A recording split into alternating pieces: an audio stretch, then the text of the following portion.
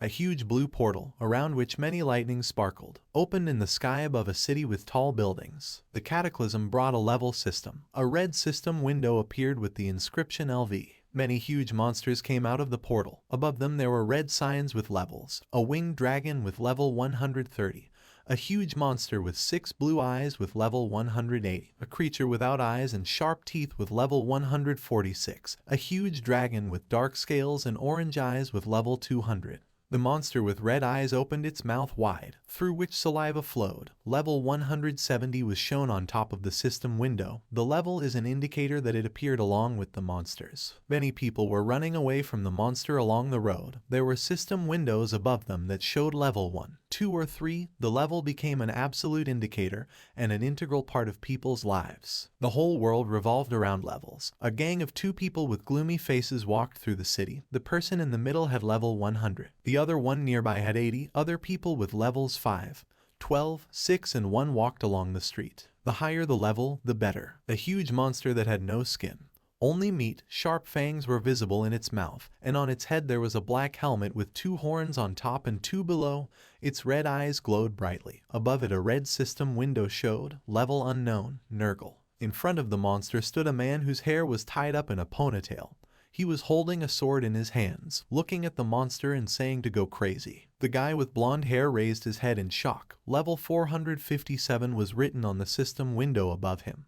He said that Nurgle had an unknown inscription instead of a level, and how should they win this? Behind the guy with blonde hair stood other soldiers. One of them shouted in fear that they had better run, calling the guy commander, and he shouted for them to leave. The guy with blonde hair looked over his shoulder and smiled, saying that Seoul would turn into ruins if they let this monster escape, and he bought some time for the people outside to react. The commander watched as other soldiers ran through the cave towards the green portal. Someone shouted at him not to die. Another said that they were leaving through the portal. The commander smiled nervously and held out a sword that glowed green in front of him. He said that self-sacrifice was not at all his style. The man, holding his sword, ran at the feet of the monster, screaming for him to die. The commander jumped, clenching his teeth, and raised his sword to strike. Before he could hit, the monster hit him. The guy's eyes widened in shock. Broken fragments of the sword flew nearby. Nurgle swung his hand, striking the guy on the ground next to him. The impact of the stones scattered in different directions. The commander was lying on the ground. Among the broken stones, his face was bloody.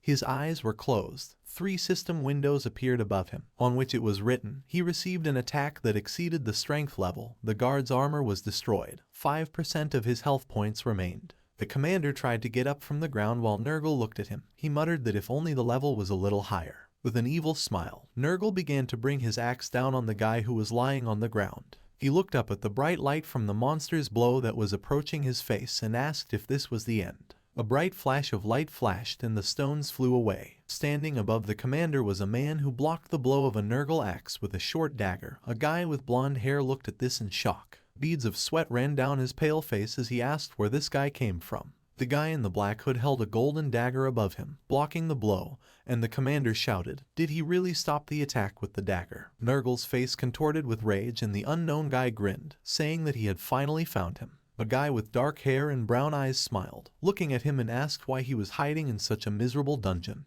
The commander looked to the side, shouting to the guy to be careful. From the other side the blow of the second axe was flying at him. The guy jumped to the side, dodging another blow from the axe, which hit the ground, breaking the rocks beneath it. The guy in the black sweatshirt climbed up the monster's arm, pursing his lips and running up it. He frowned, raising his hand to strike. At one moment, Nurgle's head flew off his body. A powerful fountain of blood came from his neck. A guy in a hood stood behind him, holding a dagger in front of his face. The commander's eyes widened, drops of Nurgle's blood flying in front of his face as he asked what in shock. The guy sat down on the ground, looking at the guy. He shouted who he was and what his level was. A guy with dark hair and a black hood pursed his lips, his bangs falling over his eyes. He smiled, looking over his shoulder, and said that he had the first one. Above the guy's head there was a system window with the inscription Level 1. Someone was holding a phone on which the Kakao Books application was open. On the page there was an article open on how to become a real hunter. Be ready to make every effort, even putting your life on the line, to overcome any difficulties. If you fail, it means you made little effort. Before blaming bad luck and society,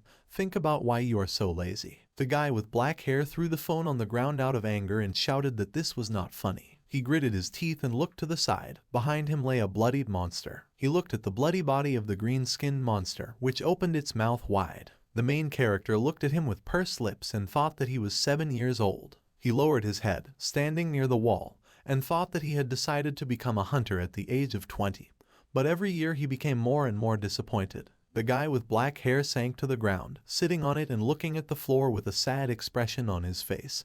He thought that the reasons were different. Lots of monsters, a dragon with red eyes, a goblin holding an axe, a tall cyclops, a huge worm with sharp teeth. The main character thought that the hunter's exam involved hunting certain monsters in huge dungeons. The guy remembered how he was running away from a huge slime that opened its mouth wide, and thought that in the early stages with a low level it was almost impossible to complete this task. He remembered how he stood next to 2 other fighters. One of them was in golden armor, standing with his foot on a goblin and holding a pair of colored cubes over his hand. The other was sitting on a goblin, also holding cubes over his hand with a smile. The main character thought, with an exam those who raised the level thanks to good equipment managed it easily. He remembered how he was lying on the ground, breathing heavily, a sword lying next to him, and he thought that he worked around the clock at part-time jobs to buy new items, but collapsed from exhaustion during the exam. The guy bit his lip, held his phone in his hand and frowned, thinking seriously, all it takes is effort. The one who wrote this must find his own brains. Someone called him, calling him an intern,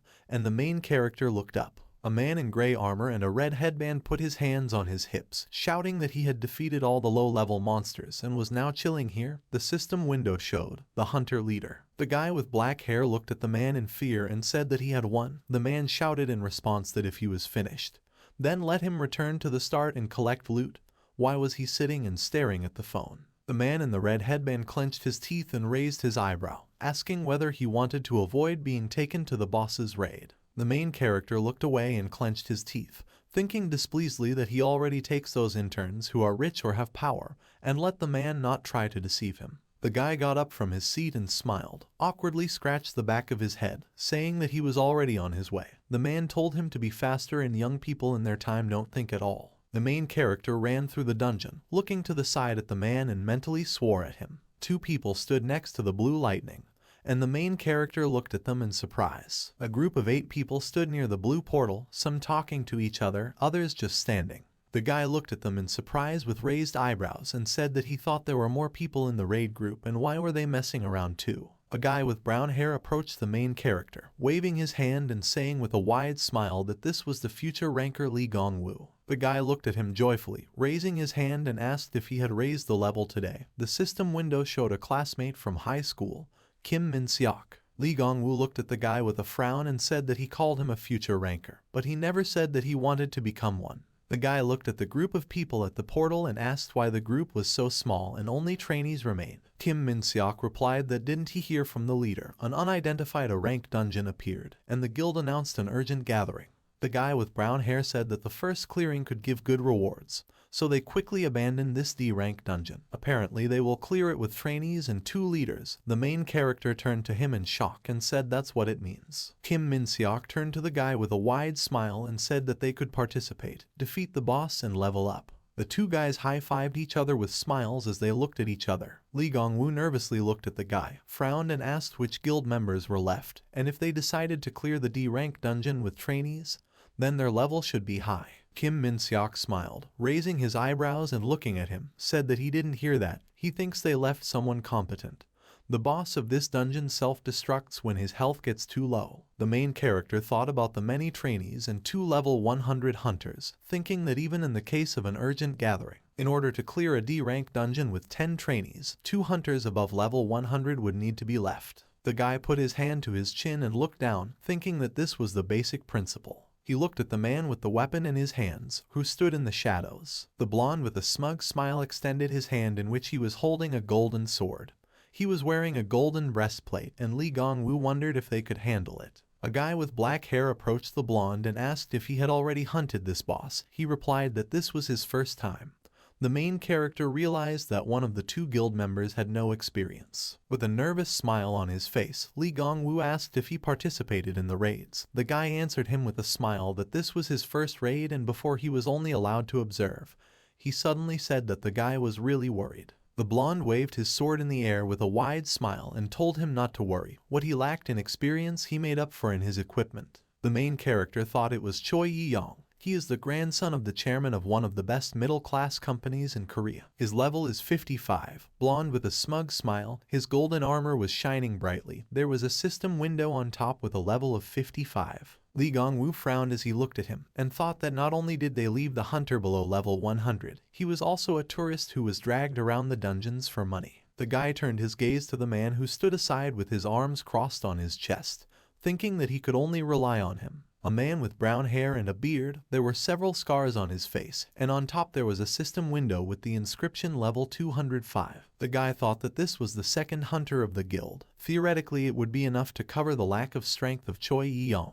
Lee Gong-woo looked at him with a serious face, frowning, and thought that a boss raid was not something that could be dealt with alone. He thought about the hunters who were going towards a huge red boss with an eye in his belly. 3 skeletons jumped over them. The guy thought that someone needs to deal with ordinary monsters, constantly adapt to changes in attack targets, and if they fail, they will become food for boss. The guy thought as the red monster spread its arms to the sides. Its eye on its belly glowed brightly. Lee Gong-woo thought that they must not forget that the cyclostome self-destructs after 3 minutes when its health drops below 30%. They should kill it earlier. A man with brown hair and a white t-shirt stood in front of a group of trainees, asking if everyone knew the boss's attack sequence. He wouldn't say much. Let them kill simple monsters. When the boss tries to self-destruct, let them hit with all their might. Lee Gong-woo raised his hand while standing in a group of trainees and asked what they would do if the damage was not enough. The man with the scars on his face clenched his teeth and frowned, saying that they will escape through the portal, but they better attack, even if they risk their lives. If there is no one in the boss's room when he self-destructs, then all the loot and experience will disappear. The man extended his hand, near which a heavy sword appeared from a white bright light. The man raised his sword, shouting that if there were no questions then they would go. The other trainees also raised their swords in the air, shouting forward. The main character looked at how the trainees entered the blue portal and thought that there seemed to be no way back. Choi Yi-young approached him, asking with a smile if he was Lee Gong-woo. The blonde pointed to the guy's level. Level 46 was written on the system window. He said that his level was higher than the others and had he really already defeated the boss. Kim Min-seok put his hand on the main character's shoulder with a smile and asked didn't he know. This guy defeated 3 bosses. Lee Gong-woo looked at his friend in surprise and asked. He winked at him in response. Choi Yi-young smiled and extended his hand and said that then it would be better for them to stick together. He had only observed before, so he lacks practice. And if they are close and distribute roles, it will be more effective. Kim Min-seok laughed and said that he agrees. Asking the opinion of the guy with black hair, he also answered in agreement. Kim Min-seok shook the blonde's hand, closing his eyes with a smile, and said that he would be happy to work together. And he hopes that the blonde will defeat the boss. He needs a level. Choi Yi-young with a wide smile said that he himself needs the items of this boss. Lee Gong-woo looked at their handshake while the guys said that they should have a drink when they return. He wondered if he really decided to make friends with a guy from a rich family to participate in raids. The main character thought about a group of people who were hidden in shadow and stood in front of the blue portal, thinking that thanks to connections with the rich, it would be much easier to get into high-level dungeons. Choi Yi-young shook hands with Lee Gong-woo, saying that he would be happy to work with him. He said with a smile that he would too. The 3 guys walked towards the portal. The blonde said that they were going. Kim Min-seok agreed, and the guy with black hair thought that such chances don't come around very often in his life. Choi Yi-young grinned as he entered the portal. He had a sly and malicious expression on his lips, his eyebrows furrowed as the other 2 walked behind him. Lee Gong-woo looked up, his face illuminated by a blue portal. He stood in front of the portal, holding a sword, and wondered why he felt something strange. A huge red monster, its eye on its belly glowed brightly. It had red eyes and a wide open mouth, from which light also emanated. The red system window showed the monster was level 122, cyclostome. The remaining health points were 30%. Many skeletons rose from the ground. Other trainees fought with them. The skeletons pierced many of them with their swords. A huge red eye in the monster's belly watched them. The trainees shouted that there were more than 50 skeletons, and the level of the monsters was 100 higher than usual. Someone asked for help. Lee Gong-woo clenched his teeth, crushing the skull of one of the skeletons with his punch. He looked back at the other trainees who were fighting the skeletons, asking why things had turned out this way. Choi Yi-young looked over his shoulder, looking at the guy in fear, sweat running down his face as he said what they would do, and he didn't think they could handle it. A manhunter with a huge sword stood at the boss, turned to them and shouted what they were doing, and let them quickly defeat all the monsters and help him. Lee Gong-woo looked back, crossing swords with one of the skeletons and frowning, shouted that there were too many skeletons. How would they help? Kim Min-seok clenched his teeth and hit the skeleton the guy was fighting with his shoulder. He stood in front of him, shouting to him to deal with the boss, and he will handle it. Lee Gong-woo with a surprised face asked how and he will be killed. Kim Min-seok frowned, sweat running down his face as he shouted that he would hold them a minute and let the guy help the hunter. Choi Yi-young put his hand on the shoulder of the main character, who looked at the blonde, and told him that they should go and finish everything quickly. Lee Gong-woo looked fearfully at the huge red monster in front of which the hunter stood. The main character clenched his teeth. He and the blonde ran towards the monster while Kim Min-seok was fighting the skeletons. Lee Gong-woo turned over his shoulder and shouted at him to hold on for 30 seconds. They'll sort it out. The huge boss looked at them with his red eyes. On the red system window his health level dropped to 27%.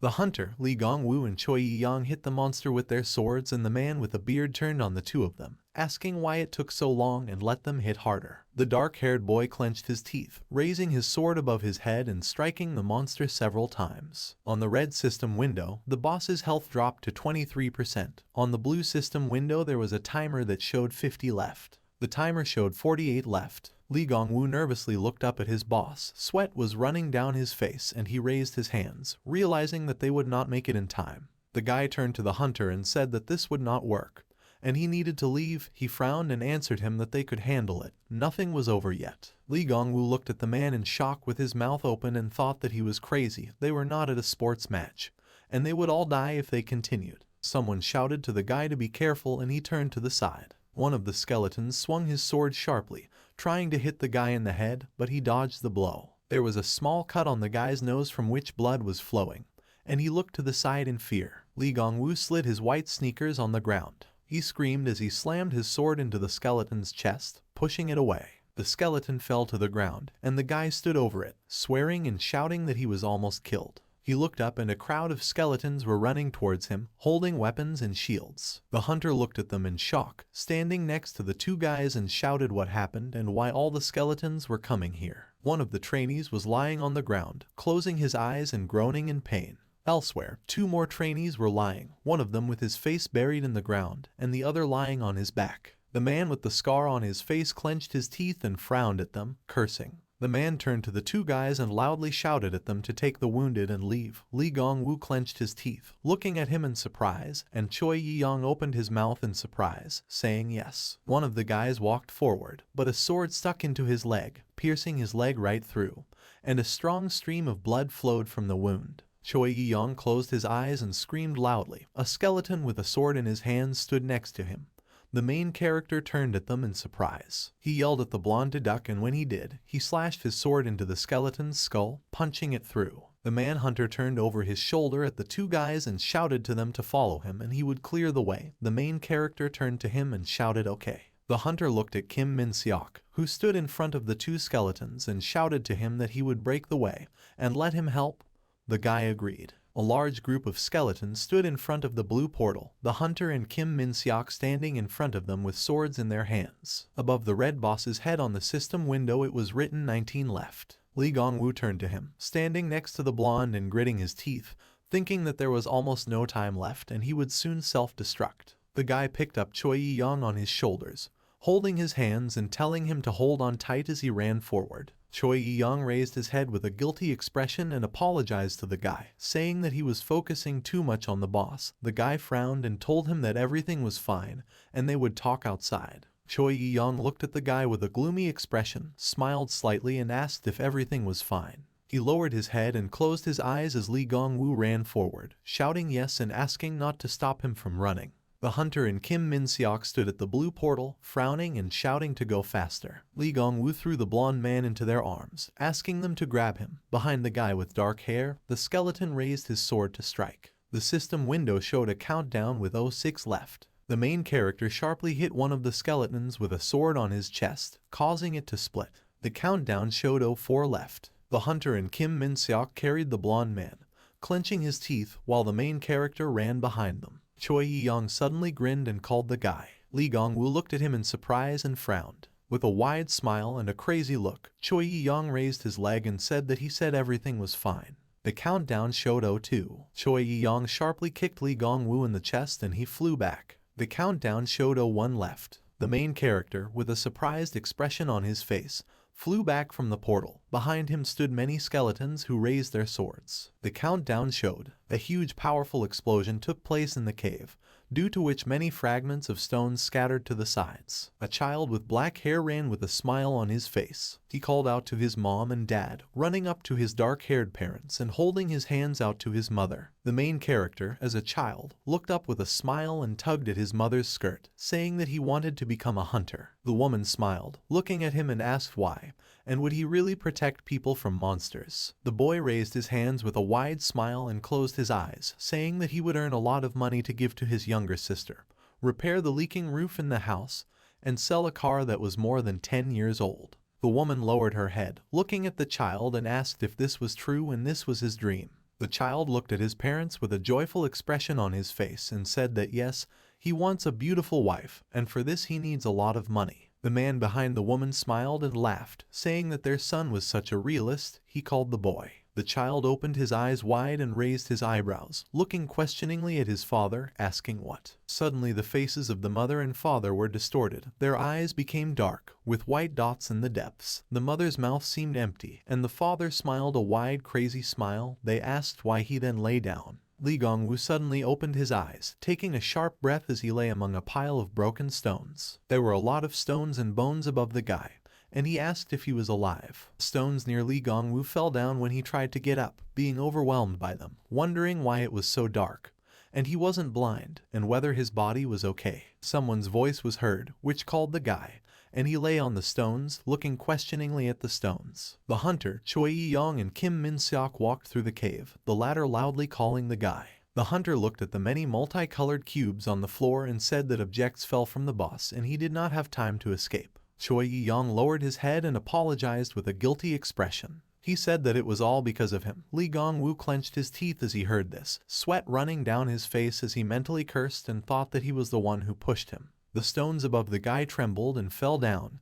He looked at them in surprise. Someone shouted that the dungeon was collapsing due to an explosion, and Lee Gong-woo looked in the direction of the sound in shock. The hunter with scars on his face clenched his teeth, shouting for them to grab everything they could. The piled-up objects would have to be thrown away. Kim Min-seok looked fearfully upward, from where the stones were falling, and shouted that they needed to at least return Lee Gong-woo's body. The man with the scars screamed that nothing could be done about it, and they couldn't remove the rubble to find him. The main character closed one eye when stones rained down on him from above, thinking that they wouldn't go away, and he was still alive. The guy opened his mouth wide. Stones rained down on his face as he mentally screamed for help. The hunter was already standing with one part of his body in the portal, putting his hand on Kim Min-seok's shoulder, telling him not to forget the rule of hunters. The dungeon is their grave. Tears streamed down Kim Min-seok's face. Stones fell nearby, and he muttered words of regret addressed to Lee Gong-woo. The main character extended his hand, looking through the stones with a wide open eye, mentally screaming so that they would not throw him.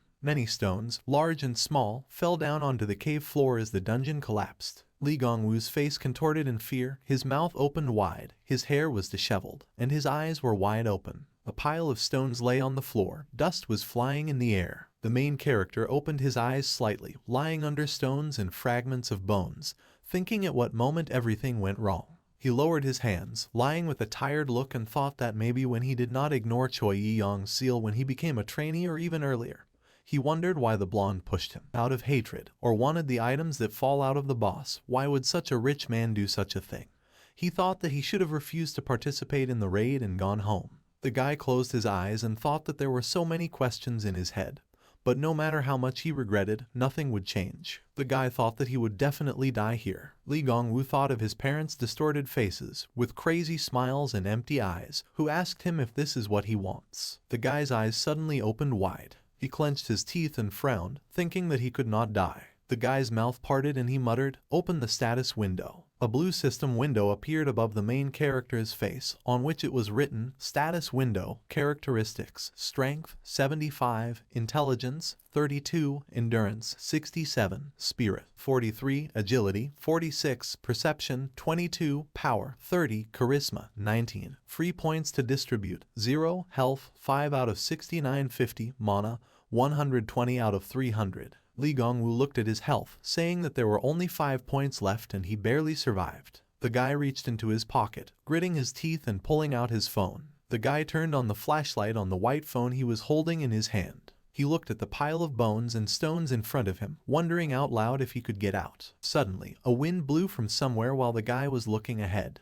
Lee Gong-woo shone his flashlight to the side with a surprised face, thinking that it was the wind. The phone illuminated a small gap among a pile of stones, from which the wind was blowing. The guy clenched his teeth, sweat running down his face as he looked in that direction, thinking that if he felt a draft, then there might be a passage there. Lee Gong-woo reached up with his hand, trying to grab onto the rocks, and thought that he was walking. The guy climbed over the stones, clenching his teeth and frowning, thinking that he would kick even on the verge of death. A pile of stones, among which a small gap was visible. The main character's hand made its way through this gap, some small stones scattered to the sides. Lee Gong-woo broke through several stones and got out coughing. He wiped his face with his hand, closed his eyes and, on his knees, muttered that he had survived. The main character raised his head, looking at a long dark corridor, flanked by columns of dark stone. Getting to his feet, Lee Gong-woo touched the pillar, looking at it and said that this place does not look like the boss's room, and there is some kind of passage. He looked to the side. At the end of the corridor he could see a portal, blue portal, inside which there was darkness, and white lightning sparkled around. Lee Gong-woo's eyes widened in shock as he looked at the portal while talking about it. He walked forward along the corridor, asking if the explosion had opened a secret corridor to a hidden dungeon, and this could not be true. The guy stood in front of the blue portal, looking deep into it. Sweat ran down his face as he looked at the portal, saying that he had an ominous feeling again. It had not been wrong yet. Lee Gong-woo extended his hand and pressed the portal with 2 fingers. A system window appeared above him, on which it was written, Dungeon, Rank, SS,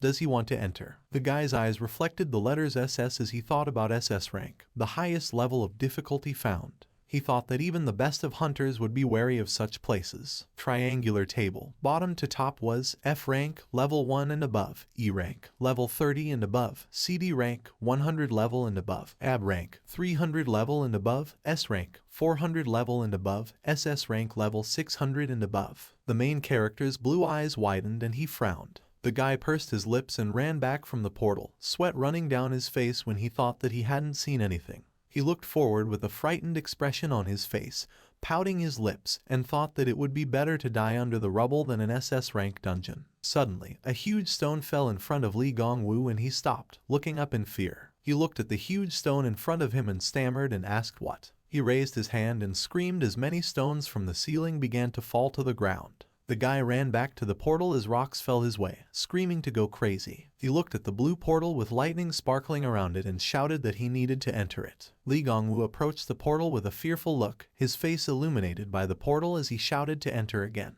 He walked through the portal, extending his hand forward. The main character fell onto the green grass, crying out in pain when his back hit it. He landed face first on the ground, some blades of grass flying around him. The guy lay near the dark graves that stood on the ground, groaning in pain. He looked up at the many graves that stood before him. The guy stood up, putting his hand behind his back and rubbing it. He asked out loud that it was all because of his rank, and there was a whole space here, and not just a cave. In the white fog among the graves, the silhouette of a man was visible, his clothes fluttering in the wind. Lee Gong-woo looked at him in surprise, sweat dripping down his face as he shouted if it was a monster. A blue system window appeared above the person. Its level was covered with fog, and the main character said that no, the blue system window only appears on people. The guy put his hands on his hips, thinking that apparently this dungeon had already been discovered, and the hero came to clear it. He was saved. The guy ran towards the silhouette of a man, shouting for him to help him. Suddenly, a bright light began to emanate from the unknown person and Lee Gong-woo screamed and covered his face with his hands, closing his eyes. A voice was heard from the silhouette that greeted the main character and said that he had made great efforts, and now his wish. A guy with dark hair with a shocked face put his hands to his ears, mentally asking what it was, and the voice could be heard so clearly, although it was far away. The guy looked up in surprise at the man who was sitting in a white cloak with yellow shoulder pads. Smiling nervously, Lee Gong-woo asked for forgiveness. A man with black hair and a goatee pursed his lips, his bangs covering his eyes. Lee Gong-woo raised an eyebrow at him and thought what happened. It was like he was put on pause, no movement. He extended his hand to the man who was sitting quietly and called him again. A bright light began to emanate from the man again, and he opened his mouth, saying that he greets the main character, and he made a great effort. Lee Gong-woo put his hands to his ears with a surprised face. He lowered his hands, looking at the man in front of him in surprise. The guy's mouth opened wide. His eyes widened as he wondered if this was an NPC. The hair of the man in the white cloak fluttered in the wind, and the main character thought that, of course, their reality had become like a game, but the NPC had not yet met. Lee Gong-woo stood in front of the man with his hand outstretched and thought that he was the first to find something like this. Light began to emanate from the man with black hair again, and he said that he welcomes, and the main character made a great effort. The guy again put his hands to his head. The light disappeared and Lee Gong-woo extended his hand to the man again. Light began to emanate from the man with black hair again, and he said that he welcomes, and the main character made a great effort. The guy again put his hands to his head. The light disappeared and Lee Gong-woo extended his hand to the man again. Suddenly, the black-haired man's face contorted in anger. A vein popped out on his cheek, and he asked Lee Gong-woo to stop it. The protagonist's eyes turned white, and he screamed, putting his hands to his ears. The man with black hair clenched his teeth, looking at the guy, and said that he tried so hard to pretend to be an NPC.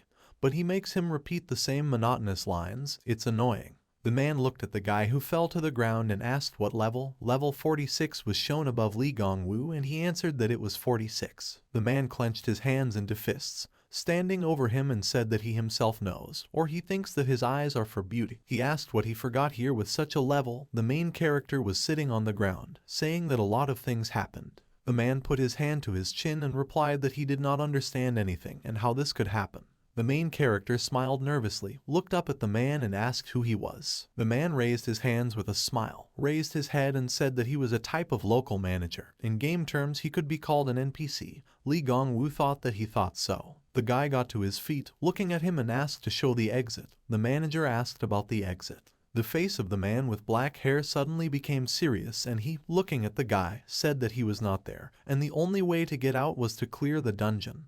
The guy loudly asked what. Numerous graves that stood on the grass. Lee Gong-woo asked how level 46 would clear the SS dungeon.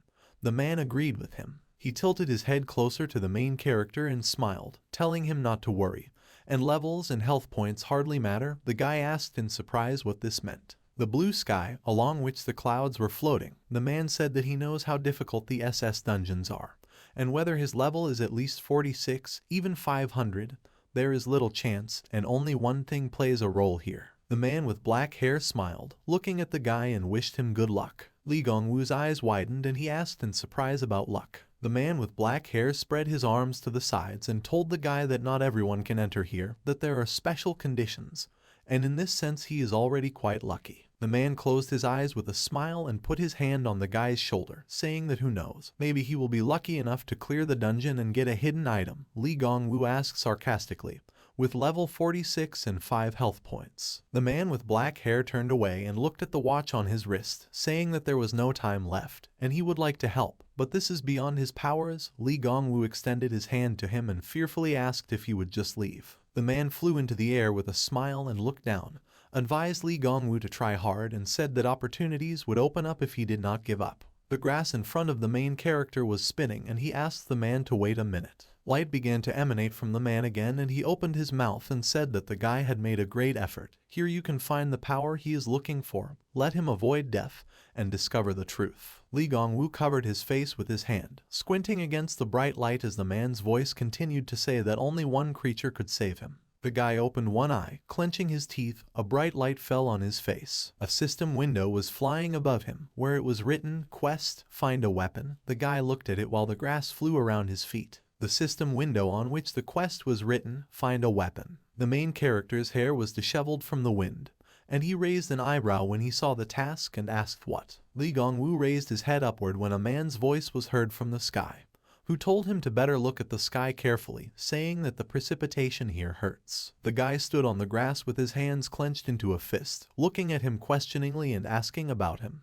A bright light appeared in the blue sky, across which the clouds were floating. A variety of weapons suddenly began to fall from the sky. It flew down to the ground at great speed. Li Gongwu staggered to the side, raising his leg with a frightened face, and a large sword fell to the ground in front of him with its tip. Many weapons fell to the ground, and screaming, the main character dodged it in every possible way, raising his hands and jumping to the side. A thick cloud of dust rose on the ground, with blades of grass flying from the ground next to it. Li Gongwu lay on the ground, leaning on his hands, and looking back at the many different weapons, muttered that he had survived. The guy stood up and put his hand on his head, exhaling, a large shadow looming over him. Li Gongwu turned back, clenched his hands into fists, and looked up, asking what this time. Was it really a cloud? A huge bull with red eyes was falling over the main character. The bull opened his mouth, and saliva flew out of his mouth, growling. Li Gongwu opened his mouth wide, looking at the bull in fear, beads of sweat running down his face as he cursed loudly. The bull flew over the guy, who put his hand out in front of him, loudly asking what. He jumped to the side with a shocked expression on his face. The bull landed on the ground, throwing stones to the sides.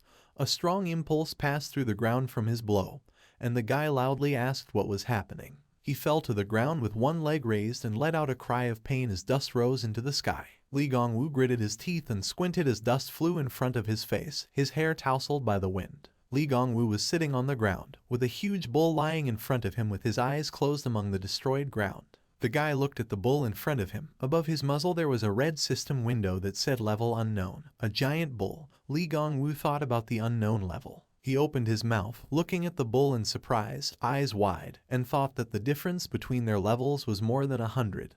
And how should he defeat him? The guy remembered the man with black hair who told him that the only way to get out was to clear the dungeon. The guy lowered his gaze to the ground, drops of sweat running down his face. He put his hand on his head, and with a sad expression on his face, said that there was no choice, and he would have to work. Li Gongwu turned over his shoulder and looked at the various weapons that were lying on the ground. He pulled one of the swords out of the ground. It had a silver curved blade and a black handle. A system window opened in front of the guy, on which was written, Large Sword of Radiance, Rank, Legendary, Attack Power, 1050. Li Gongwu looked at the system window in surprise, shouting that this was a legendary sword. He raised the sword in his hand, looking at it and thought why he got the second rarity item so easily, without any restrictions on equipment. Li Gongwu held his sword in front of him, smiling and knitting his eyebrows, thinking that getting out of here would be much easier than he thought. The guy ran towards the sleeping bull, raising his sword to strike, and thought that he would kill him with one blow. Gritting his teeth and frowning, he struck at the bull's body, the sword in his hands emitting a bright light from itself. The guy looked back at the calmly lying bull. A system window opened above him, on which it was written, The giant bull received 0 damage. Looking up with a shocked face, the guy realized that his attack did not work. The bull lay with his eyes closed. His snoring could be heard.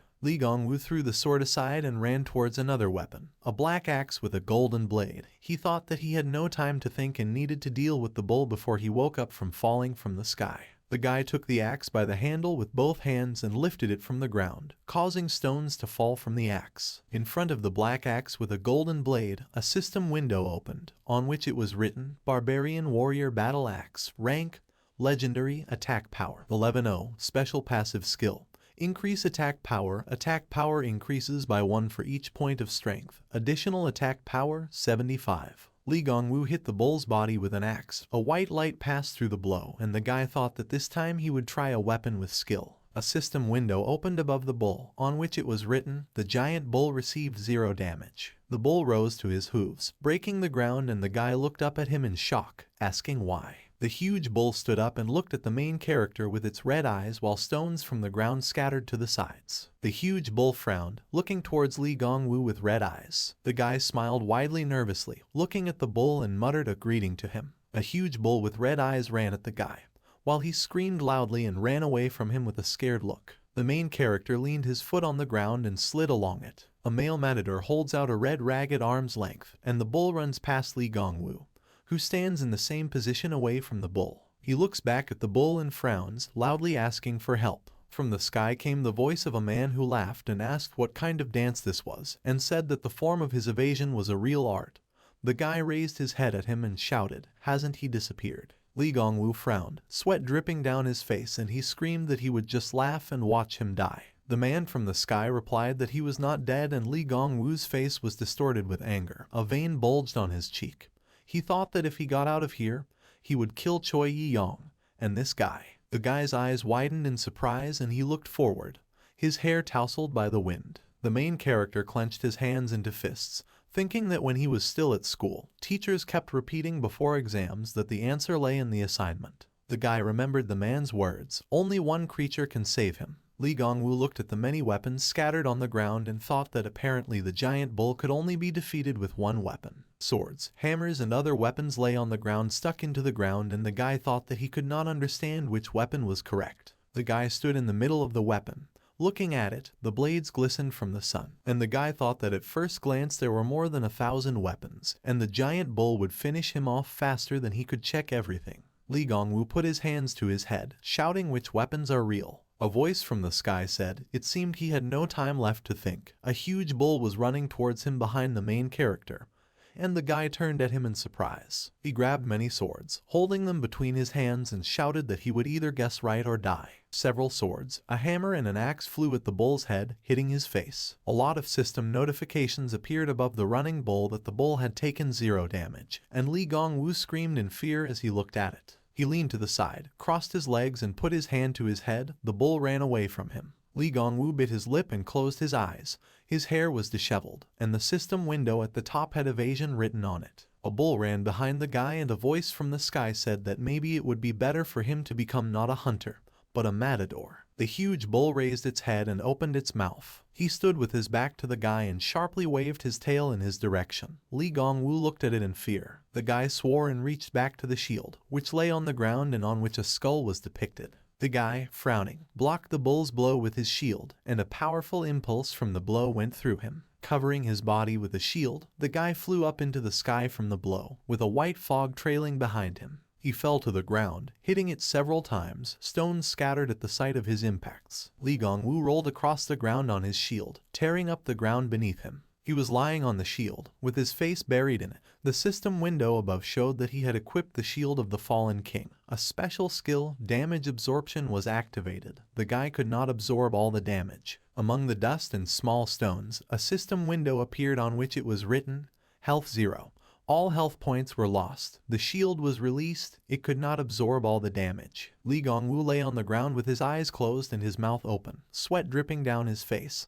His face was dirty. He thought that his health points had dropped to 0, the stat enhancements had disappeared, and he had become an ordinary person. A huge bull ran at the guy lying on the ground, looking at him with his red eyes, and he thought that he would die like that. A voice from the sky told the guy to get up, and he opened his eyes, frowned, trying to lean on his hands, and clenched his teeth, asked him to shut up, and he himself knows that he needs to get up. The man prompted the guy to take the weapon on the left, and Lee Gong-woo turned to a white sword with blue accents. He clenched his teeth and grabbed the sword by the hilt, leaning on his hand and trying to pull it out of the ground. The system window near the sword showed Wind Sword, rank, heroic, special skill, air cannon consumes 50 mana, concentrated air shot. The protagonist narrowed his eyes, sweat running down his face as he thought about what he should do with the heroic rank. A bull with red eyes approached the guy, and he looked at him in fear, his mouth open. A voice from the sky told him to aim at 9 o'clock, and Lee Gong-woo put his sword in front of him. Clenching his teeth,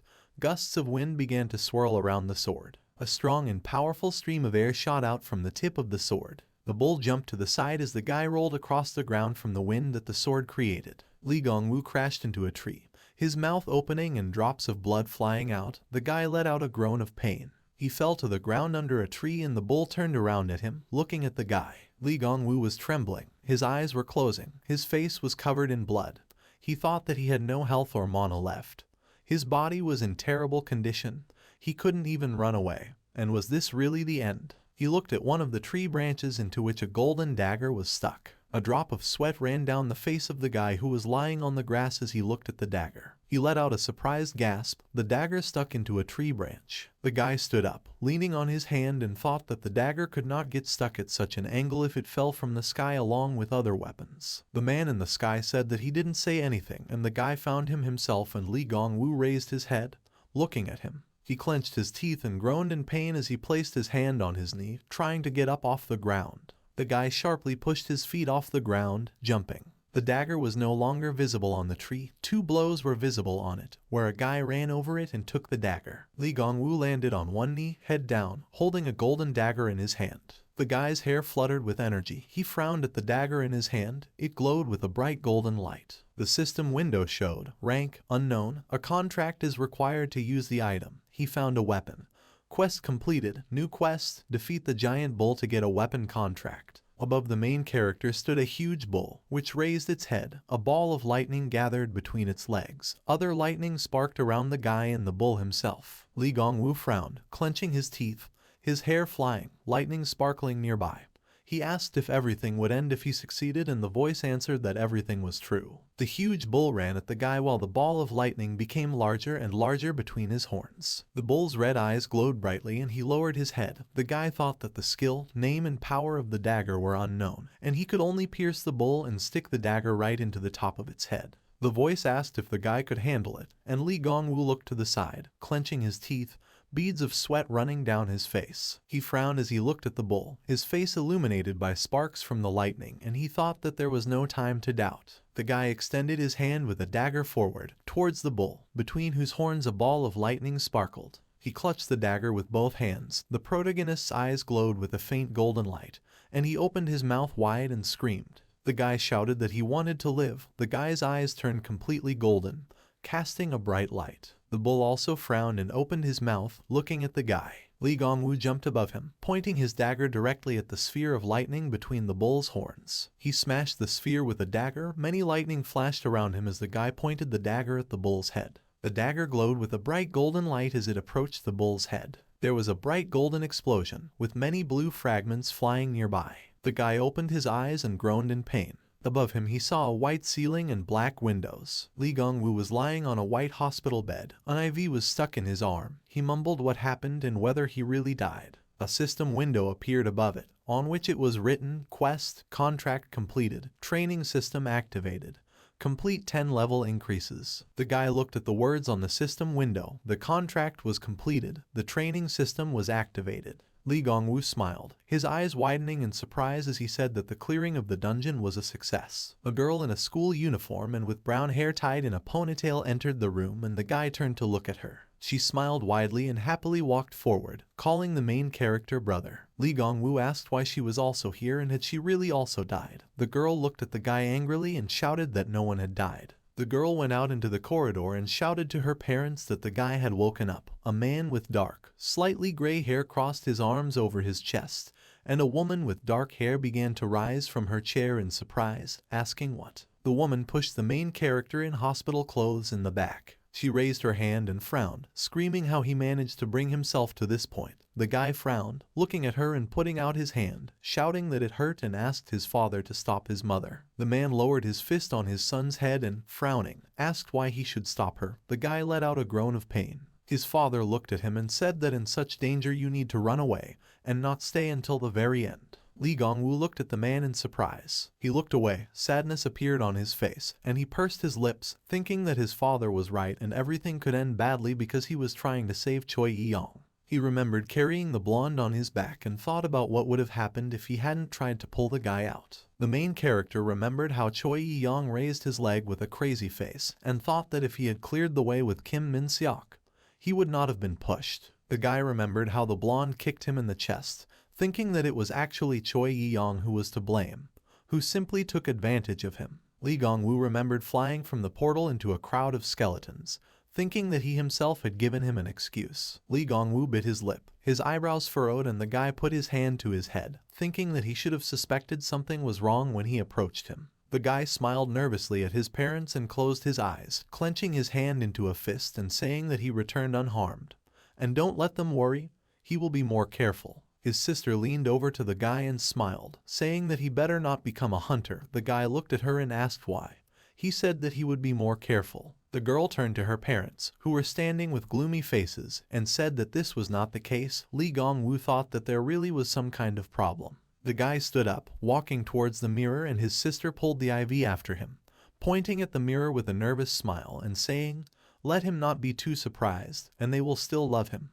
Li Gongwu asked what she was talking about. The guy looked in the mirror. Level 1 was written on the blue system window in front of him. The main character looked at himself in shock in the mirror, his mouth open. He raised his hands and frowned, shouting what it meant. A large hospital building with a green cross on top of the building. Lee Gongwoo sat on his bed. The orange sunset sky was visible through the window. The guy pulled his knees up and thought that he always tried to give his best. He looked forward with a sad look, thinking that he did not dream of having enormous wealth. It was enough to escape from poverty and live an ordinary life. Lee Gongwoo knelt on the bed and grabbed his head, closing his eyes and screaming, "How could this be? 7 years of effort, 7 whole years, and how could this happen?" The guy looked at himself in the mirror opposite the hospital bed, where he and the first level above his head were reflected. Lee Gongwoo touched his head and looked at the level with a gloomy look, wondering how this happened. Many people in orange and black clothes and with helmets on their heads approached Lee Gongwoo, who was lying on the ground, who was clutching a dagger in his hand. In front of him was a blue portal. The guy thought that he was found 2 days ago in front of the portal of the collapsed D-rank dungeon. Then he was already level 1. The main character was carried on a stretcher in an orange bag, and he thought that this was such a ridiculous situation. Perhaps something happened after he lost consciousness in battle. The guy remembered the man with black hair and a white cloak, thinking that it makes sense to enter the SS dungeon again and question that man. But how? There is no guarantee that it will appear again. Lee Gongwoo buried his face in the pillow and started hitting the bed next to him with his fist, thinking that it was unfair, and he was so happy about clearing it. But he didn't receive any items, and he also lost the level. A small mosquito was flying next to the guy, approaching him. The guy looked gloomily at the mosquito and thought that the pressure of his family was not enough for him. The mosquito had come to bother him. He waved his hand and the mosquito flew away. The guy thought that he was asking him only once. Lee Gongwoo sat on the bed and crossed his arms over his chest, pursing his lips, wondering what he should do.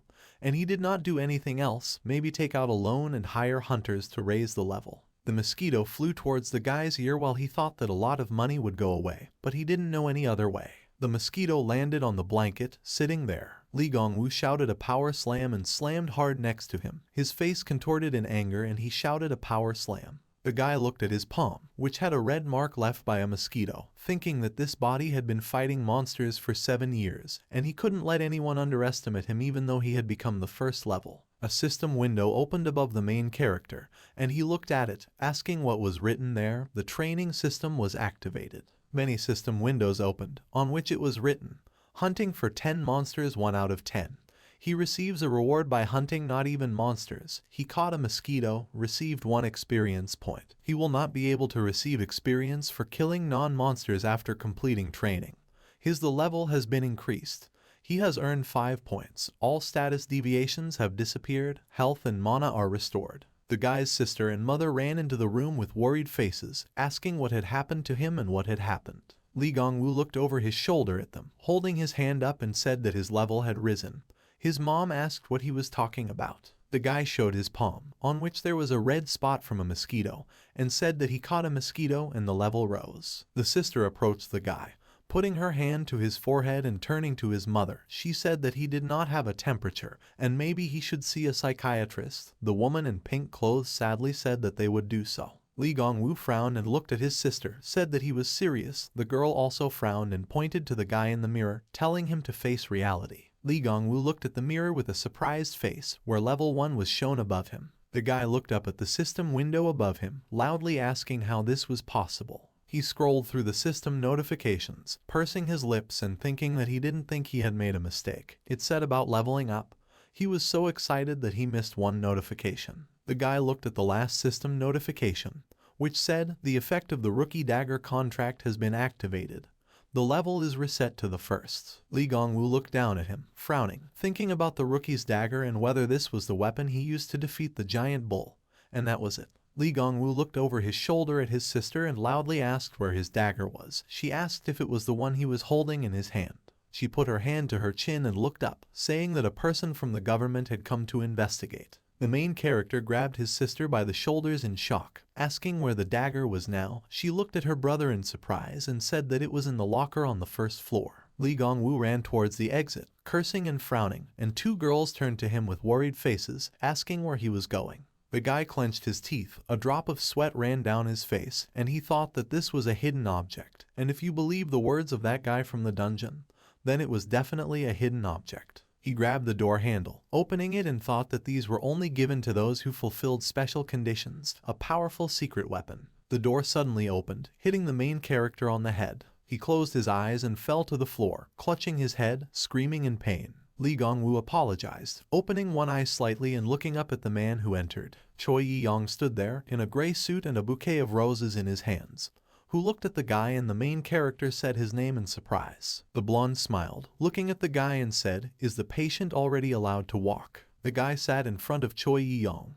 looking at him in surprise and stuttering out his name. Choi Yi-young looked at him with an evil grin, looking down at the guy, and asked if the patient was already allowed to walk. The main character frowned, looking at the guy, his face distorted with anger. He grabbed Choi Yi-young's clothes harshly, clenching his teeth and cursing at him while the guy looked at him with a bored look. The mother approached the main character from behind, holding him worriedly and asking what he was doing. This man paid the hospital bills on behalf of the guild. Lee Gongwoo asked what she was talking about. He looked at the blonde in surprise, who said that everything was fine. Choi Yi-young sadly looked down at the floor, smiled awkwardly, and said that the main character suffered greatly when saving him. He has the right to be angry. Lee Gongwoo closed his eyes and led his sister and mother to the exit of the room, telling them to go out for a while, and that he needed to talk to him. The woman sadly looked away, asking if he was going to do something, and the guy smiled at her, telling her not to worry and that a person with the first level would not harm him. Lee Gongwoo put his hand on his mother's back and asked his sister, calling her Sora, to take his mother and father to a cafe. She agreed. Lee Gongwoo put his hand on the door as it closed. He looked over his shoulder with a dark look and said he would only ask one thing. Choi Yi-young walked into the room with a smile, closing his eyes and holding flowers in his hands. The main character asked him why he did this. The blonde put a bouquet of roses on the table next to the bed, saying that there was nothing special, and every day he passes the tests of the air. That time the task was to receive the sign of the cyclostome. Choi Yi-young sat on the hospital bed and smiled insidiously, and said that there had to be someone in the boss's room for the items to fall out of him, and Lee Gongwoo ended up there by chance. The protagonist's face was distorted with anger and he clenched his teeth, asking about the tests of the air, and he wants to say that he almost killed him because of such a trifle. Choi Yi-young frowned and looked at the guy with a gloomy look, asking about a small thing. He stood up and clenched his hand into a fist in front of his chest, shouting angrily that inheriting the rights to control was equivalent to life. He must win at any cost, even if he had to crush his brothers. Smiling widely, the blonde said that the guy from a poor family doesn't understand, and Lee Gongwoo grabbed his clothes, clenched his teeth and called the guy a scoundrel. He approached the blonde's face, and he, with an evil smile, said that he was warning the main character not to do anything stupid. If he starts rumors or reports about him, he himself will suffer. Lee Gongwoo looked at him angrily, frowning his eyebrows, and thought that he could forgive this if he at least apologized.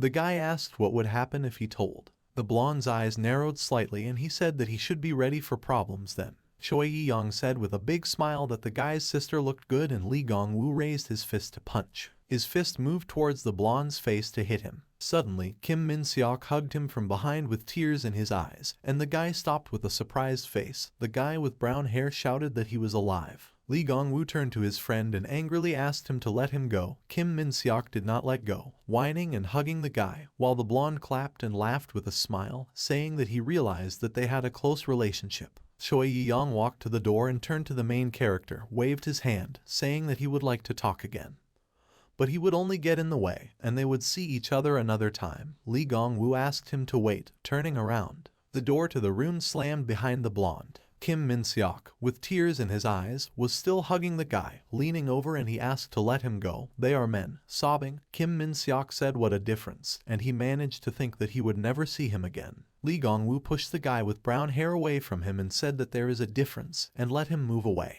Kim Min-seok closed his eyes and said that he was so rude, and he even brought his weapons. Lee Gongwoo looked at him with a frown, brushed off his shoulders, and asked about the weapons. Kim Min-seok reached into the inside pocket of his jacket and said that the main character was holding it when he was found. The guy pulled out a golden dagger, holding it up and saying that he took it as soon as the research ended. Lee Gongwoo grabbed the dagger from the guy's hands with a wide smile, thanking him and saying that he was just about to go get it. The guy brought the dagger to his face, looking at it with wide open eyes, and thought that this was the dagger that he used in the dungeon. Looking at the guy, Kim Min-seok asked why he was holding him so tightly.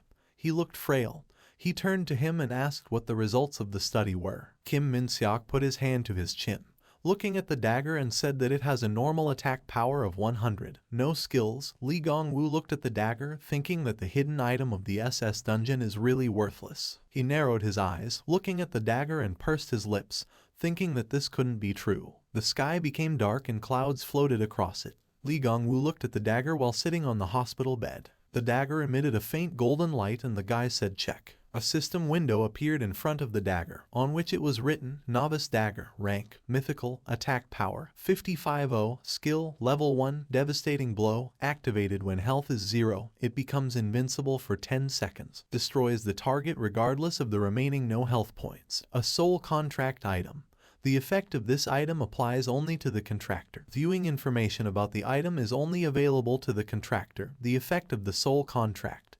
The contractor's level is reset. Li Gongwu opened his eyes wide as he looked at the system window and thought it was amazing. No one would be able to see his information because of the contract. The system window showed the effect of the soul contract. The contractor's level is reset. 1 experience point is required to raise the level. Li Gongwu thought that he could raise the level for 1 experience point.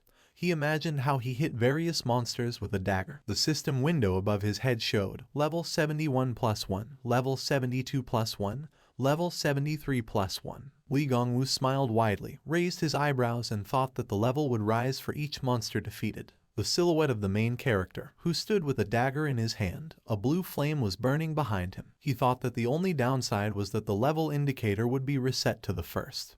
But this does not matter, because the characteristics will still increase. Li Gongwu put his hand to his chin, looking at the dagger, and thought that this is not particularly balanced. If you have to constantly carry such an item with you, then you can get a headache. Maybe it's better to sell. The system window showed the item of the soul contract. The effect of this item applies only to the contractor. Viewing information about the item is available only to the contractor. With a gloomy look, Li Gongwu sat in front of the system window, holding a dagger in his hand, and thought about the soul contract.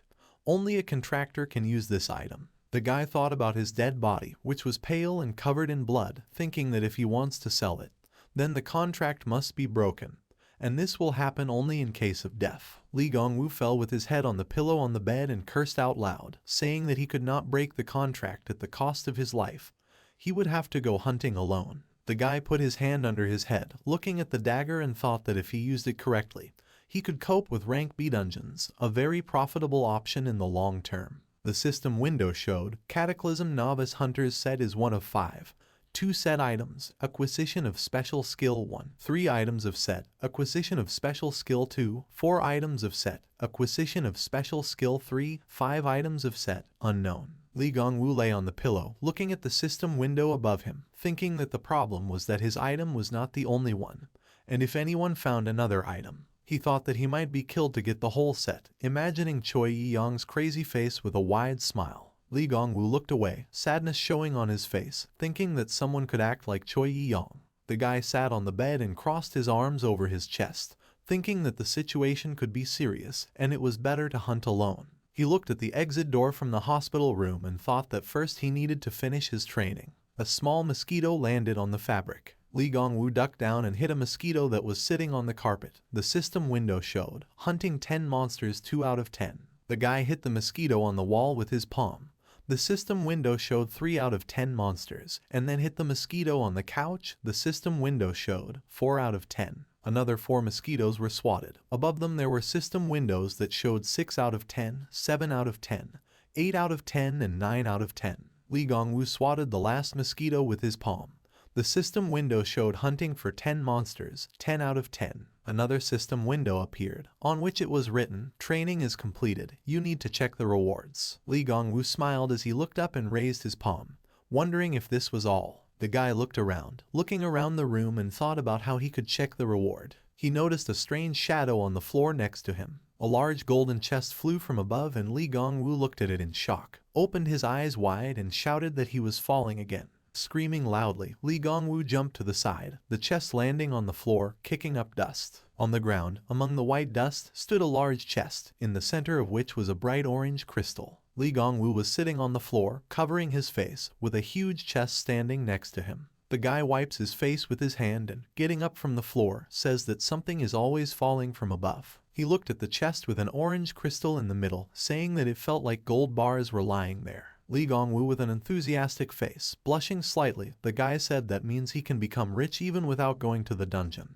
At the very bottom of the chest lay a black, torn t-shirt. The guy took the t-shirt in his hands, looking at it, standing in front of the open chest, and asked out loud what it was. Li Gongwu trembled, lifting his t-shirt above him. His face grimaced, sweat dripping down him as he said that it was a dirty sleeveless shirt, also with holes. Cursing loudly, the main character threw the t-shirt to the side with an irritated expression on his face. Someone turned on the light in the room by placing their hand on the switch. A torn, dirty t-shirt fell on the face of a guy with brown hair in a blue uniform. Standing next to him was another guy with glasses and black hair who looked at it. His face contorted and he looked at the man next to him in fear, calling him the leader. Li Gongwu looked at them in surprise, wondering what was happening. The man's white cloak, with blue accents, had a sun crest visible on the edge. Li Gongwu thought that this was the uniform of an agent from the Hunter Management Bureau. He was finished. The guy with blonde hair took off his t-shirt, closed his eyes and said that they were told that the main character had some kind of mental abnormality. And perhaps this is true. The main character, looking at the man, apologized. A guy with brown hair and blue eyes. He threw his dirty black t-shirt aside from his face. Li Gongwu looked at him with his mouth slightly open and thought how a person could be so handsome. The guy with brown hair frowned and looked at the main character seriously, introducing himself as Jiang Si-hoon, the head of the 4th group of the security department of the Hunter Management Bureau. He asked what the guy said, saying his level had risen. Li Gongwu looked at the man in surprise, stuttering, trying to say something. He thought about how they found out, and did Sora really tell them? Jiang Si-hoon turned to the bespectacled man and asked him to check.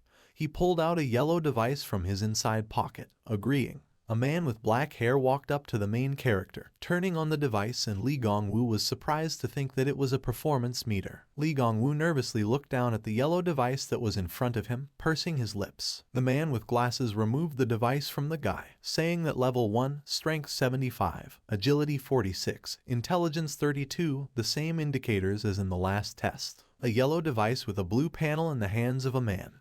The main character realized that the portable performance meter will not show points that have not yet been distributed. The guy pursed his lips and frowned, a shadow falling on his face as he thought that they wouldn't suspect anything if the characteristics were the same. Jiang Si-hoon frowned at the guy and asked if he was sure that his level had risen. He looked away and smiled nervously, saying that he was not sure. A man with brown hair asked what this meant, and if he stood up, he should have received a notification. Li Gongwu raised his hand and said that it was there, but now it has disappeared. The man with brown hair put his hand to his chin, saying that this is strange, and let him open the status window. They will check. The main character holds out his hand with a nervous smile. Speaking for a second, a faint white light appears next to his hand. A system window opened in front of the guy, on which it was written, Level 1, Li Gongwu, Rank, Normal, Characteristics, Strength, 75, Agility, 46, Intelligence, 32, Perception, 22, Endurance, 67, Magical Power, 30, Spirit, 43, Charisma, 19, Free Points, 50, Health 69, 50 out of 69, 50, Mana 300 out of 300. Li Gongwu smiled, looking at the distribution points, thinking that raising the level was not a hallucination. 5 points for each level, and a total of 50 points. The guy pursed his lips, looking down at the system window and thinking that he had done almost nothing, but had already strengthened himself by 10 levels. On the system window it was written, Reward verification completed. Equip the Nightwalker style sleeveless shirt. The main character asked about the Nightwalker shirt. Li Gongwu looked at the black t-shirt in the trash behind the 2 department people, thinking that it was a task item. Jiang Si-hoon approached him with a frown and asked what happened.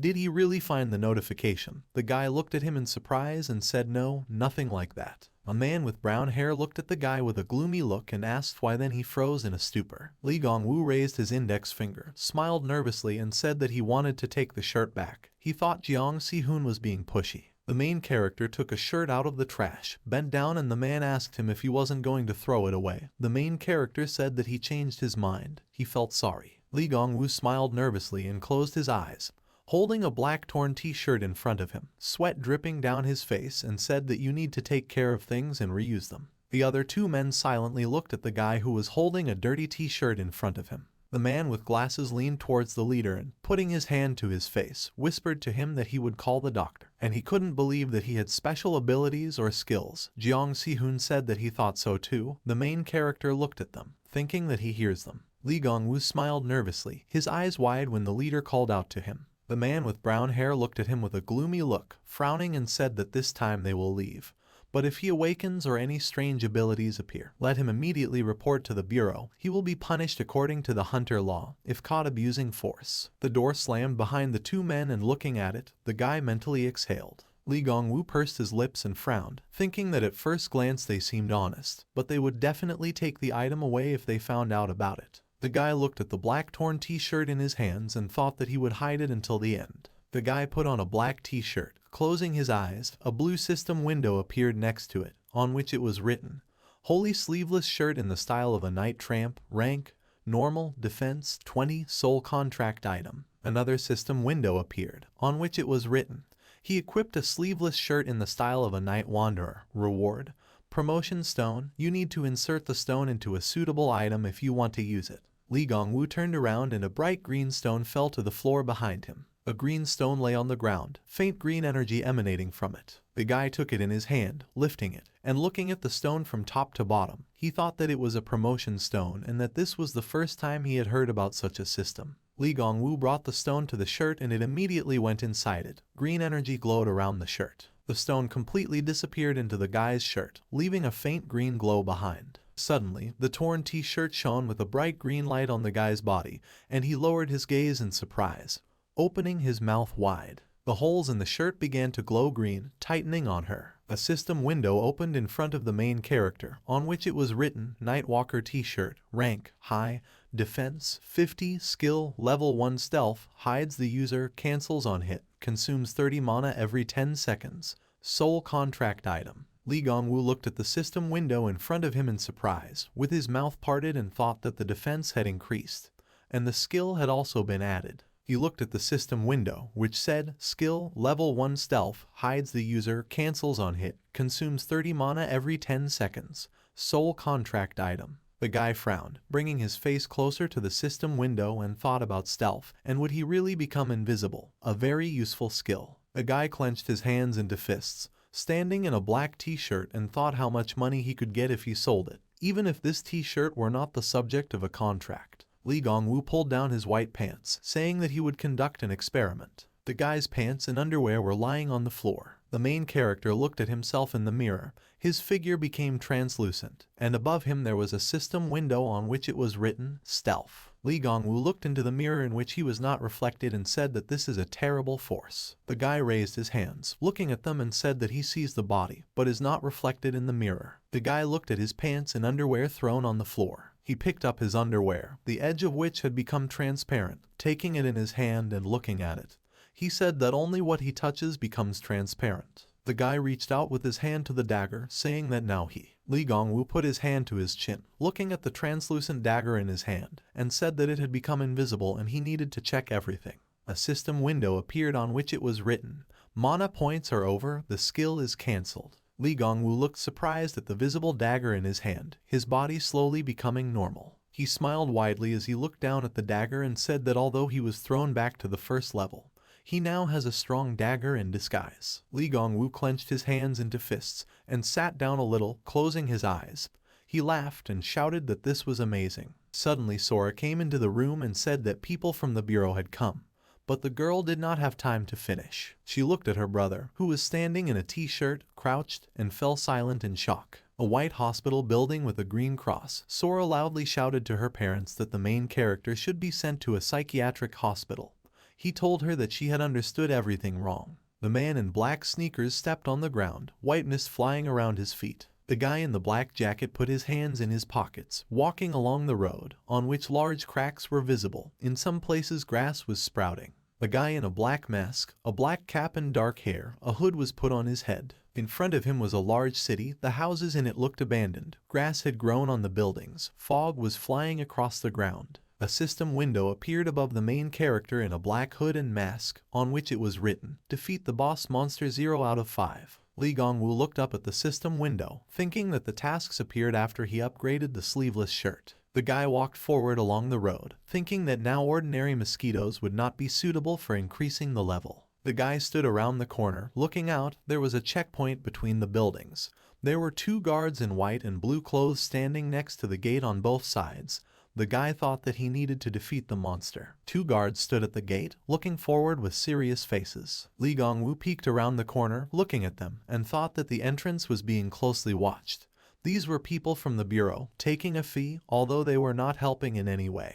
Li Gongwu unbuttoned his sweater with a black tank top underneath and thought he had this. The main character's body became transparent. The system window showed stealth. An invisible guy was approaching the gate where there were 2 guards. One of them looked at the other and said that he was bored. How long until the end of his shift? The other told him that there was 1 hour and 20 minutes left, and he started asking every 5 minutes. The main character walked between 2 guards without noticing him. One of the guards said that time was dragging on for a long time. There was a bright blue light on the device in front of Li Gongwu, and after looking at it, the guy realized that it was a skill detector. The guy's body became visible again and he ran forward. Above him there was a system window with the inscription, "Cancel the stealth skill." The main character slipped past the device, sliding forward along the ground. His body again became translucent.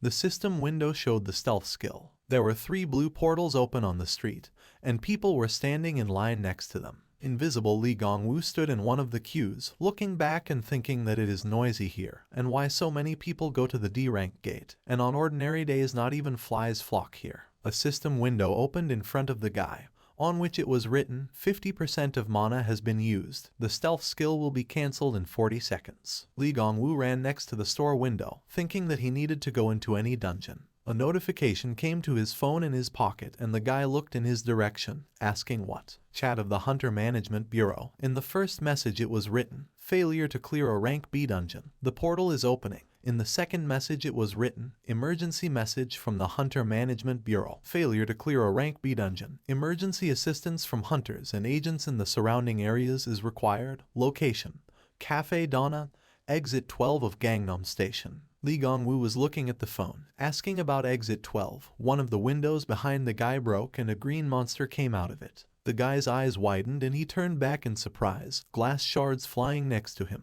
He asked what? A huge green monster covered with scales and with a long tail appeared behind the guy, opening its mouth wide and pulling out its long tongue. The lizard raised its hand to strike. He struck the guy on the shoulder with his weapon, and he closed his eyes, screaming in pain. Li Gongwu fell to the ground, the rocks underneath him broke, and a huge lizard loomed over him, pinning him to the ground. Many system windows opened above him, on which it was written, the monster discovered him due to a low skill level. Stealth is cancelled by the blow. The user received damage exceeding the allowable amount. Health 0. He has exhausted health points. Li Gongwu was lying on the ground, holding his shoulder with his hand, the shadow of a lizard hanging over him. Who was looking at him? Holding his weapon in his hands. The guy frowned, looking up at the system windows and thought that things were bad, and you always need to be careful near dungeons.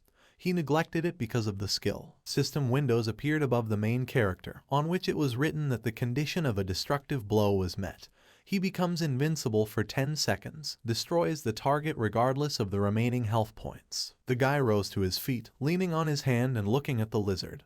He thought that he had a chance to avoid this, and he would need to think about it. He thought that before that he would deal with the monster. Li Gongwu, looking forward, said to equip. A golden dagger appeared in his hand, from which golden energy emanated. He looked at the dagger in his hand, picking it up and thinking that the soul contract item is very convenient. Can be obtained with one word. The lizard's eyes glowed with a faint light and he rushed forward at the guy. The lizard raised his club above his head, about to strike as golden lightning flashed around Li Gongwu. The club landed on the guy's head, but he didn't move, thinking it was amazing. He hit it exactly, but there was no damage, as if his body was surrounded by a transparent iron plate. The lizard looked down in confusion at the guy, who clenched his hands into fists and asked if he was finished. Li Gongwu rushed at the lizard, who was standing still, and said that now it was his turn. The golden dagger approached the neck of the lizard, sweat flowing down its muzzle. The guy jumped high, piercing the lizard's head with a dagger. It exploded, spraying many drops of blood everywhere. Li Gongwu landed on the ground. Many system windows appeared above him, on which it was written, He defeated the lizard warrior, gained 1 experience point, his level was increased. He earned 5 points, all status deviations disappeared, restoration of mana and health points. The contract effect is activated. The beginner's dagger, the level is reset to 1. The guy stood up and looked back, saying that this is a huge force. Behind him the lizard disappeared. In its place black energy and white light were flying. And the guy said that it was not in vain in the name there is a word destructive force. Li Gongwu looked to the side when someone there shouted that they should come here. Someone shouted what the noise was, and it seemed to be a knight rank skill. 3 people ran out from around the corner of the building, and the blonde pointed at the main character, saying that maybe it was him. Li Gongwu thought that he shouldn't get caught. The 3 people frowned at the guy. The man in the middle had a big heavy sword, and the guy thought that otherwise he would have to explain why a level 1 person was able to defeat a rank B monster.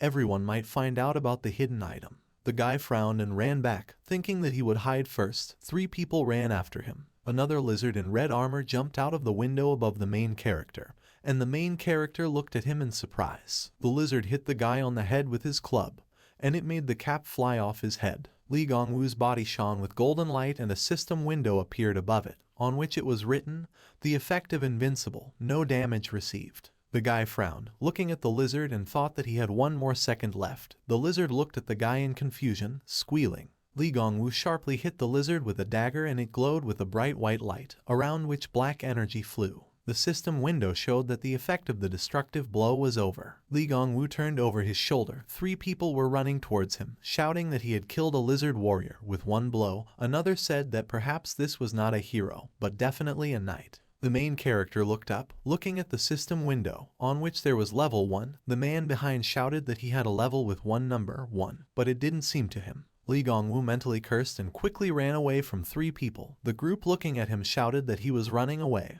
and needed to catch up with him. Li Gongwu was running away from 3 people on the road who were chasing him, shouting for him to stop. 2 more lizards jumped out of the windows of the building, fragments flying across the sky. A group of 3 people began to fight with them, asking where so many of them came from. A man in a red suit blocked the lizard's blow with his hand, and a man in a blue suit waved a knife towards the second lizard.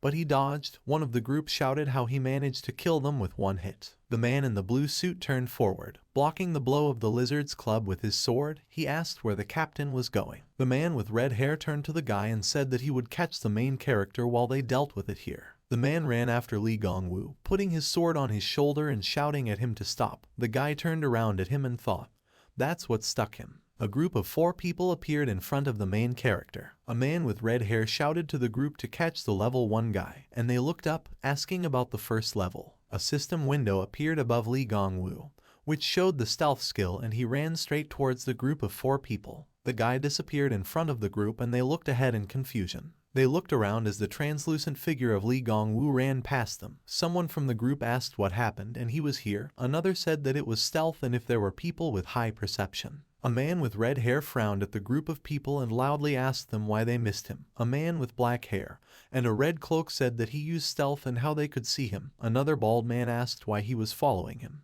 Li Gongwu was hiding around the corner, looking towards the group, while the man with red hair said that that guy killed the lizard warrior with 1 blow. Others asked on the first level. The man with red hair put a huge sword on his shoulder and said that he can even use stealth, and he understands what that means. The bald man replied that he has a legendary or mythical level item. The man with red hair raised his index finger up and smiled, saying that this is correct and this is very rare. The bald man also smiled widely, clenched his teeth and said whoever takes it will get it. Li Gongwu looked at them. His figure was still translucent. He thought that they were worms who were not ashamed to rob for money. The guy stood by the broken glass, looking to the side with a frown and thought that he needed to quickly go into some dungeon. The guy walked forward, but accidentally stepped on broken glass, causing a crash to be heard. 2 men turned at the sound of a crash and said that he was there. Kill him. The man with red hair swung his sword, bringing it behind his head, the blow producing a bright red light. Li Gongwu jumped away from the blow, flipping in the air, dodging the red energy. A system window appeared above him, on which it was written, "There is not enough mana, stealth is cancelled." The guy became visible again, landing on the ground, and a man with red hair pointed at him, standing next to the group, shouting that he was there. The main character ran away from them along the road while others ran after him, shouting for him to stay still. One of the guys in a gray hat waved the claws that were on his glove, releasing a stream of blue energy. Li Gongwu screamed and staggered to the side, dodging one of the beams of light. He bent his body to avoid the second and cursed at the guys. Li Gongwu shouted to open the status window. The system window opened in front of him and the guy clicked on it, saying that he would invest the remaining 35 points in dexterity. 2 system windows appeared on which it was written, agility exceeded 50, acquired the sprint skill, level 1 sprint, movement speed increases by 50%, consumption of 1 unit of mana per 1 second. The guy's eyes widened in surprise as he looked at the system windows, thinking that sprinting was the right skill for such a moment. At the end of the road, a hole was visible from which a blue light shone and running in its direction. Li Gongwu thought that there was a hole in which there was a portal to the dungeon. He thought it was great. The guy pushed off the ground, blue lightning sparkling around him. He quickly ran away from the guys towards the portal. The group looked at him in surprise, shouting that he would die in the dungeon alone. The other said that this was true, and if he did not want to live, he had better come to them. Li Gongwu pushed off the ground. Small stones around him fell in different directions. He jumped over the pit where the portal was and looked at the groups and gave them the middle finger, sending them away. The guy disappeared, jumping into the portal, and the group looked at it in confusion. Someone asked if he had sworn and just flown there. A deep pit at the bottom of which a blue portal was visible, around which lightning sparkled. A group of people stood over the pit, looking there, and one of them said that they had missed him, and they were not in the same group with him, so they would not end up in the same place. The man with red hair looked at the group of 4 and said if he fails the clearing, the portal will be forced open. The others looked at him. The man put his huge sword on his shoulder and smiled, saying that he had entered a C-rank dungeon. They would just wait for him to die and take the things when the portal opened. The bald man looked at him, saying that he had killed the lizard warrior. Maybe he would clear the dungeon. The man with red hair looked down at the portal and, frowning, said that it seemed to him that this was impossible alone.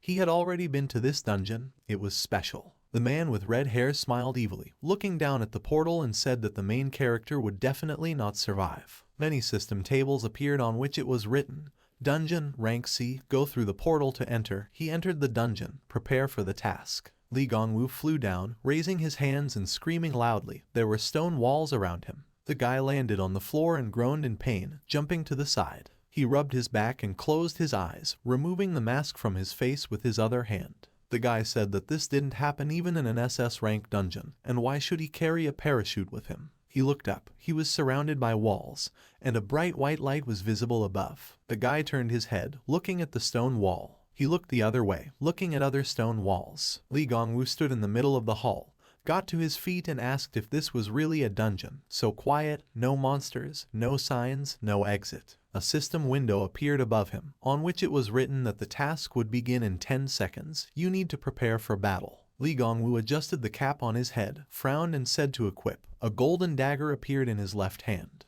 The system window showed the task begins. Survive and kill the monster within the allotted time. 10 left. Something green appeared on the edge of the wall above. The red system window above the green clot showed level 90, mucus. Li Gongwu smiled broadly as he looked up and said that this is so cute. This time the level is shown in numbers instead of the word unknown. He waved his hand at the slime that was sitting on the edge of the wall, and told it to quickly come down. He would kill it carefully. Another one jumped next to one clot of mucus, and the guy asked what. 3 more blobs of green slime jumped next to the 2 towards the edge of the wall. Many clumps of mucus were jumping at the edge of the wall, jumping down towards the guy. Li Gongwu opened his eyes wide, looking at them in shock, and opened his mouth, trying to count them, and finally saying that it seems that everything will not be so simple. Many clots of mucus stood at the edge of the wall. Suddenly, they all started jumping. The slime jumped off the edge of the wall, falling to the ground, while the main character held the dagger, looking at her. He thought that in such a situation, nothing could be solved with one destructive blow. The guy pursed his lips and looked at his dagger, thinking that he didn't know how long it would take to recharge the skill. The inscription, reloading, waiting time before using the skill again. The dagger from which golden energy emanated. The guy thought that if he relied only on it, he might even throw away his skates. Li Gongwu gritted his teeth as he looked up and thought that he would wait for the worst-case scenario before using the skill. The guy jumped sharply from his place, leaving a cloud of white fog there. His body sparkled from blue lightning, and the system window above showed the sprint skill. He ran towards one of the slimes, thinking why life is always like a thorny road. The slime split into 2 halves, flying forward. She hit the guy in the side with one of the ends and he raised his hand in which he was clutching a dagger. His eyes widened in shock. A message appeared on the system window above the main character's head. He was attacked by a slime and had 80% of his health left. Li Gongwu held his hand on his side, waving his dagger towards the slime that jumped up next to him, thinking that it hurt more than he expected. But it's okay. Just defeat it and your health will be restored by raising the level. The guy frowned, screaming at the slime to die. He swung his dagger, cutting the slime's flesh in two, clenching his teeth and thinking that he had succeeded. The mucus, which was cut into two identical pieces, had small green drops flying off of it. A small eye appeared on the surface of the mucus and looked at the main character. The guy's eyes widened as he looked at it in shock. Two slimes appeared in front of him. Above them there was a system window on which it was written, Level 45, Slime. Li Gongwu, he shouted that it was some kind of amoeba. Why was he splitting up? The guy swung his dagger in their direction, frowning and shouting that they needed to be finished off, but the two slimes jumped away in different directions. The guy gritted his teeth, reaching forward as one of the slimes jumped above his head. It landed on the guy's face and he screamed, raising one of his arms. Li Gongwu clenched his teeth and frowned, green liquid pouring from the slime's body as the guy tried to push him away from him. He swung his dagger, leaving a bright golden trail, and cut the slime into two pieces. Eyes appeared on two pieces of mucus that looked at the guy and he cursed loudly. Many clots of green mucus surrounded the main character, who stood in the middle of the hall. The slime jumped from the left side onto the guy. On the right side, the slime also jumped towards the guy. Many clots of mucus jumped over Li Gongwu and the guy raised the dagger behind his back, looking at them. They started to land on the guy's head, who screamed and lost his balance on the ground. He found himself sandwiched between many clots of mucus, swearing at them and shouting at them for allowing the crowd to pile on them. Many system windows appeared on which it was written, he was attacked by a slime. He had 55% health left. He was attacked by a slime. He had 20% left. He was attacked by a slime. He had 5% health left. Li Gongwu clenched his teeth and closed one eye, sandwiched between the mucus and thinking that there was only 5% left and he couldn't stand it anymore. He needed to kill at least one with level 45. The guy looked at a small clot of mucus that was jumping away from the rest and above which there was a red system window with level 45. Li Gongwu climbed out through the slime that surrounded him and shouted that this was his last chance. One of the clumps extended its body and hit the guy on the cheek. His head turned to the side. The black cap flew off the guy. Two system windows appeared, on which it was, health, 0 health points had run out. A group of 5 people stood over a hole in which there was a blue portal, and one of them asked, does it mean that 300 monsters need to be defeated in 10 minutes? The man with red hair held a sword on his shoulder, looking down and answering that that's right. It's a slime that splits in half. A guy with level 1 would never clear this dungeon. The bald man looked at him with a frown and said that he had been gone for 5 whole minutes. Another guy with black hair raised an eyebrow and said that he was right. And suddenly he had another object that could clean everything up. The man with red hair looked down at the portal and, gritting his teeth, said that if he did not manage to destroy all the monsters, a breakthrough would occur. A hole in which there was a bright portal, from which blue lightning sparkled. The man with red hair clenched his hand into a fist while the others looked at him and shouted that they would wait and he could hold out with his stealth skill. The portal would open soon and let them get ready to fight the slime. Li Gongwu clenched his teeth and cut the green slime into 2 pieces. The system window showed that he destroyed the slime. The level increased. Golden energy shone around the guy and he struck another slime. 2 system windows showed that he destroyed the slime. The level increased. Li Gongwu pushed off from one of the slimes, jumping over many slimes and raising the dagger behind his back. The system windows showed that he destroyed the slime. The level was increased. The guy swung his dagger, cutting another slime into 2 pieces, leaving a golden light behind the blow, and the system window showed that he had destroyed the slime and the level had increased. 3 system windows appeared, on which it was written, he received 5 skill points. All status deviations disappeared. Health and mana were restored. The effect of the rookie dagger contract was activated. The level was reset to 1. Li Gongwu stood in the center of the hall. There were many multicolored cubes. White fog was flying. The inscription next to it showed that the destructive blow does not have a cooldown. The guy looked up at the timer, which had 40 left. and he muttered that he could go crazy. He extended his hand, opening his system window with characteristics. In the free points column there was the number 15-0, and the guy thought that he got 15-0 points in 10 minutes, no, in 9 minutes and 20 seconds. The main character looked at his golden dagger, which he held in his hand, and thought that it looked like the level had risen to 300. The guy smiled, clenched his teeth and thought that it took an ordinary hunter 10 years to do this, but he reached the maximum in 10 minutes. At the top of the system window, the timer showed 15 left. On the second system window it was written that in 15 seconds a boss monster will appear. Li Gongwu looked at them. He opened his mouth slightly, looking at the system windows, and thought that the slime would not end. The boss of the dungeon remained. The main character smiled, approaching a pile of multicolored cubes and raising his hand to his head, said that it doesn't matter, he has a cheat item and he will kill the boss in one destructive blow. The guy extended his hand, into which the cubes were being sucked, and said that his time had come. Strength changes a person a lot. Li Gongwu frowned, looking ahead, and said that the pursuers probably hadn't given up on taking the item and were still waiting at the exit. The system windows showed left, a boss monster appears, defeat the boss to clear the dungeon. The guy smiled, looking up, and said that here he was. He asked who it would be. A giant slime with special strength and health. A huge dark eye with a scar running across it. A huge wyvern with purple scales flew forward. 2 black horns came from its eyes, and there were sharp scales all over its back. He flew forward, flapping his wings.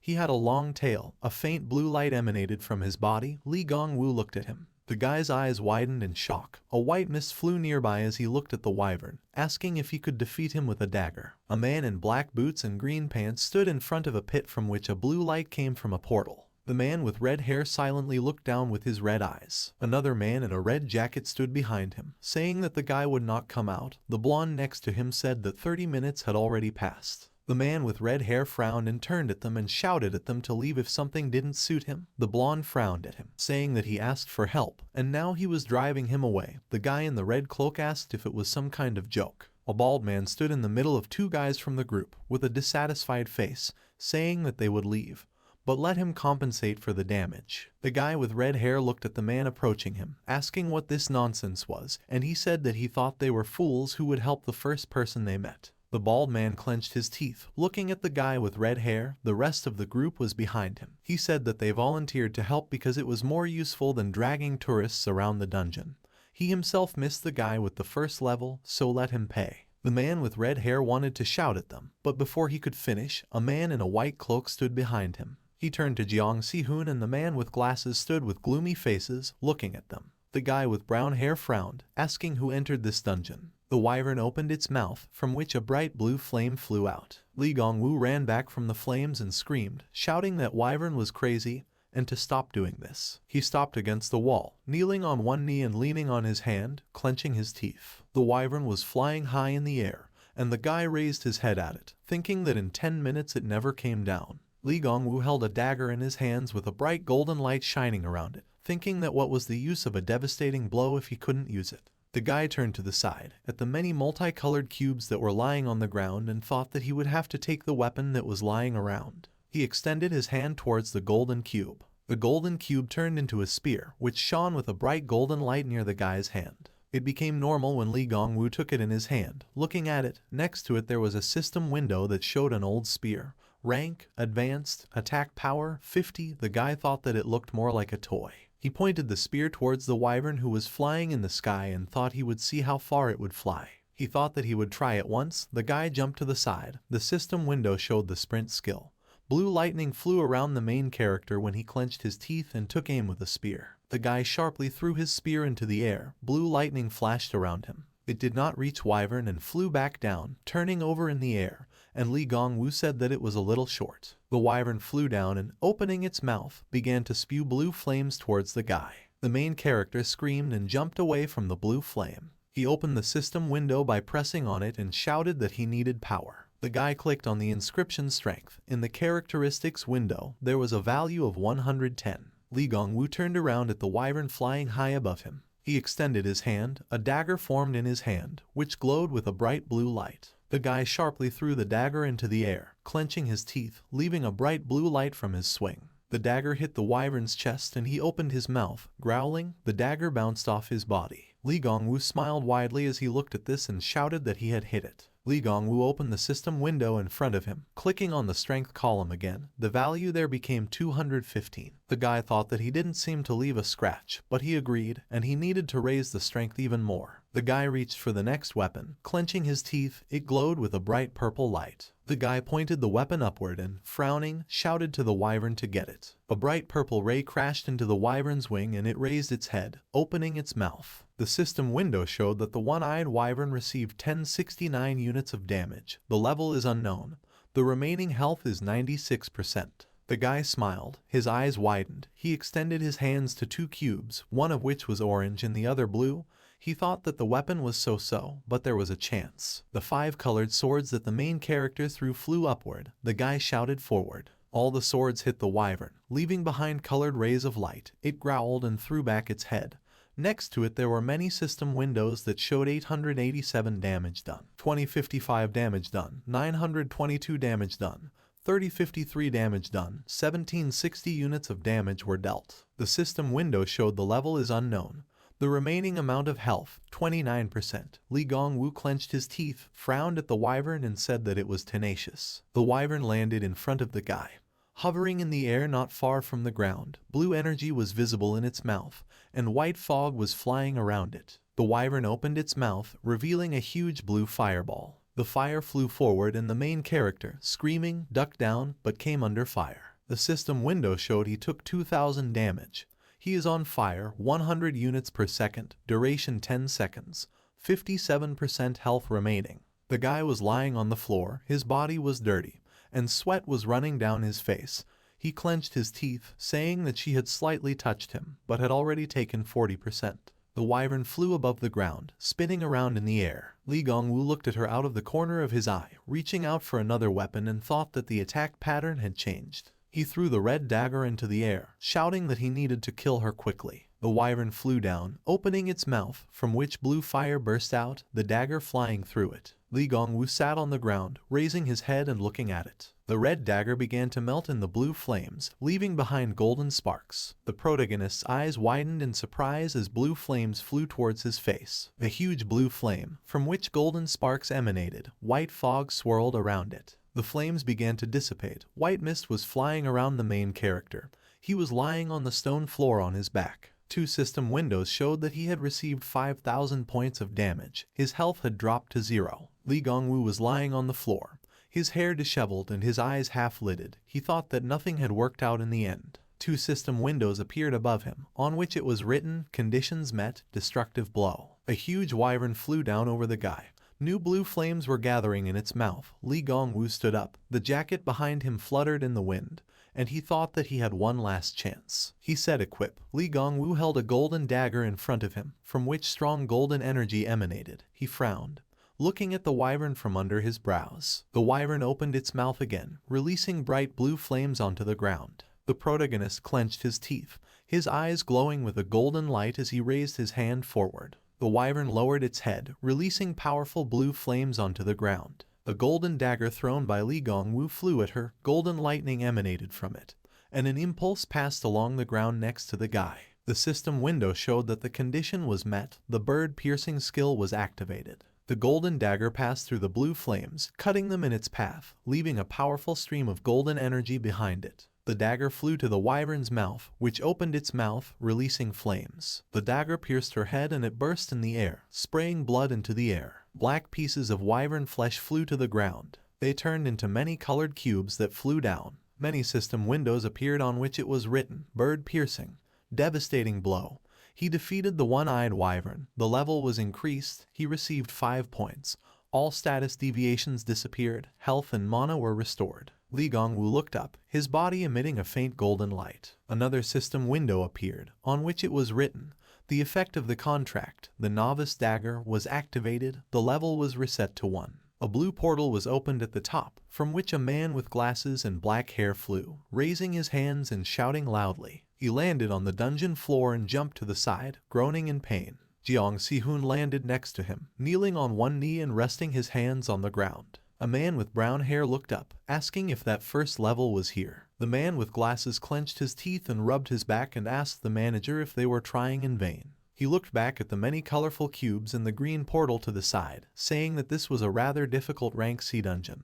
The first level, even alone, could only die. He looked at Jiang Si-hoon, who remained silent, and told him that in the hospital he did not show any signs of awakening or gaining special skills. The man with brown hair frowned, looking forward, and said that who knows, if he has that person's item, then it's quite possible. The man with glasses frowned, looking nervously at the manager, and asked what. He replied that the decree to immediately report a discovery had existed for 15 years. Jiang Si-hoon raised his index finger and shook his head, saying that this case needs to be studied in detail. We need to find the hunter who cleared the dungeon.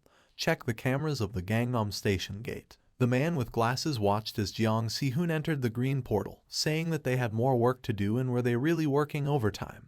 He replied that he said that as if he had known him for the first day. The man with glasses extended his hand to the manager and nervously asked him what about dinner. Jiang Si-hoon turned to him with a dark look, his body surrounded by green lightning, as he said ramen for dinner. The man with glasses raised his head and put his hands on it, closing his eyes and shouting that again there was overwork and junk food. He entered the green portal behind the leader, shouting that he didn't know who it was, but just let him come across it. The man disappeared into the portal. Further from him, the main character's leg was visible, which became visible. Lee Gong-woo pressed himself against the wall, spreading his arms to the sides and pursing his lips, silently looking after the two men. Dark sky, night, lights were on in the two-story red brick house. Lee Gong-woo opened the door, wearing a black hood. He took it off. His mother, father, and Sora were sitting on the sofa in the living room. His mother put her hands on her knees and asked him what happened. His sister was sitting with a piece of fruit on a stick, asking if someone was following him. The guy smiled nervously, looking at told them that it was nothing special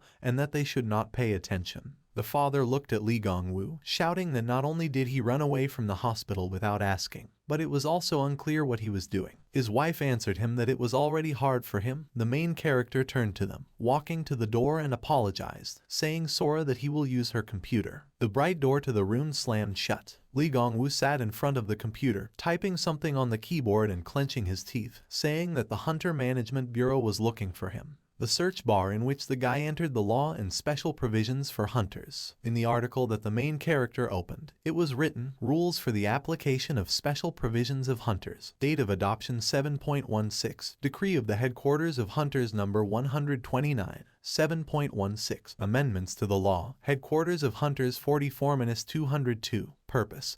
These rules are established to regulate the provisions delegated in the Law of Special Provisions for Hunters and the corresponding decrees, as well as to determine the necessary measures in its implementation, the responsibilities of the state and self-government bodies of hunters, the necessary measures established by the Ministry of Health and Social Welfare at the request of Paragraph 3.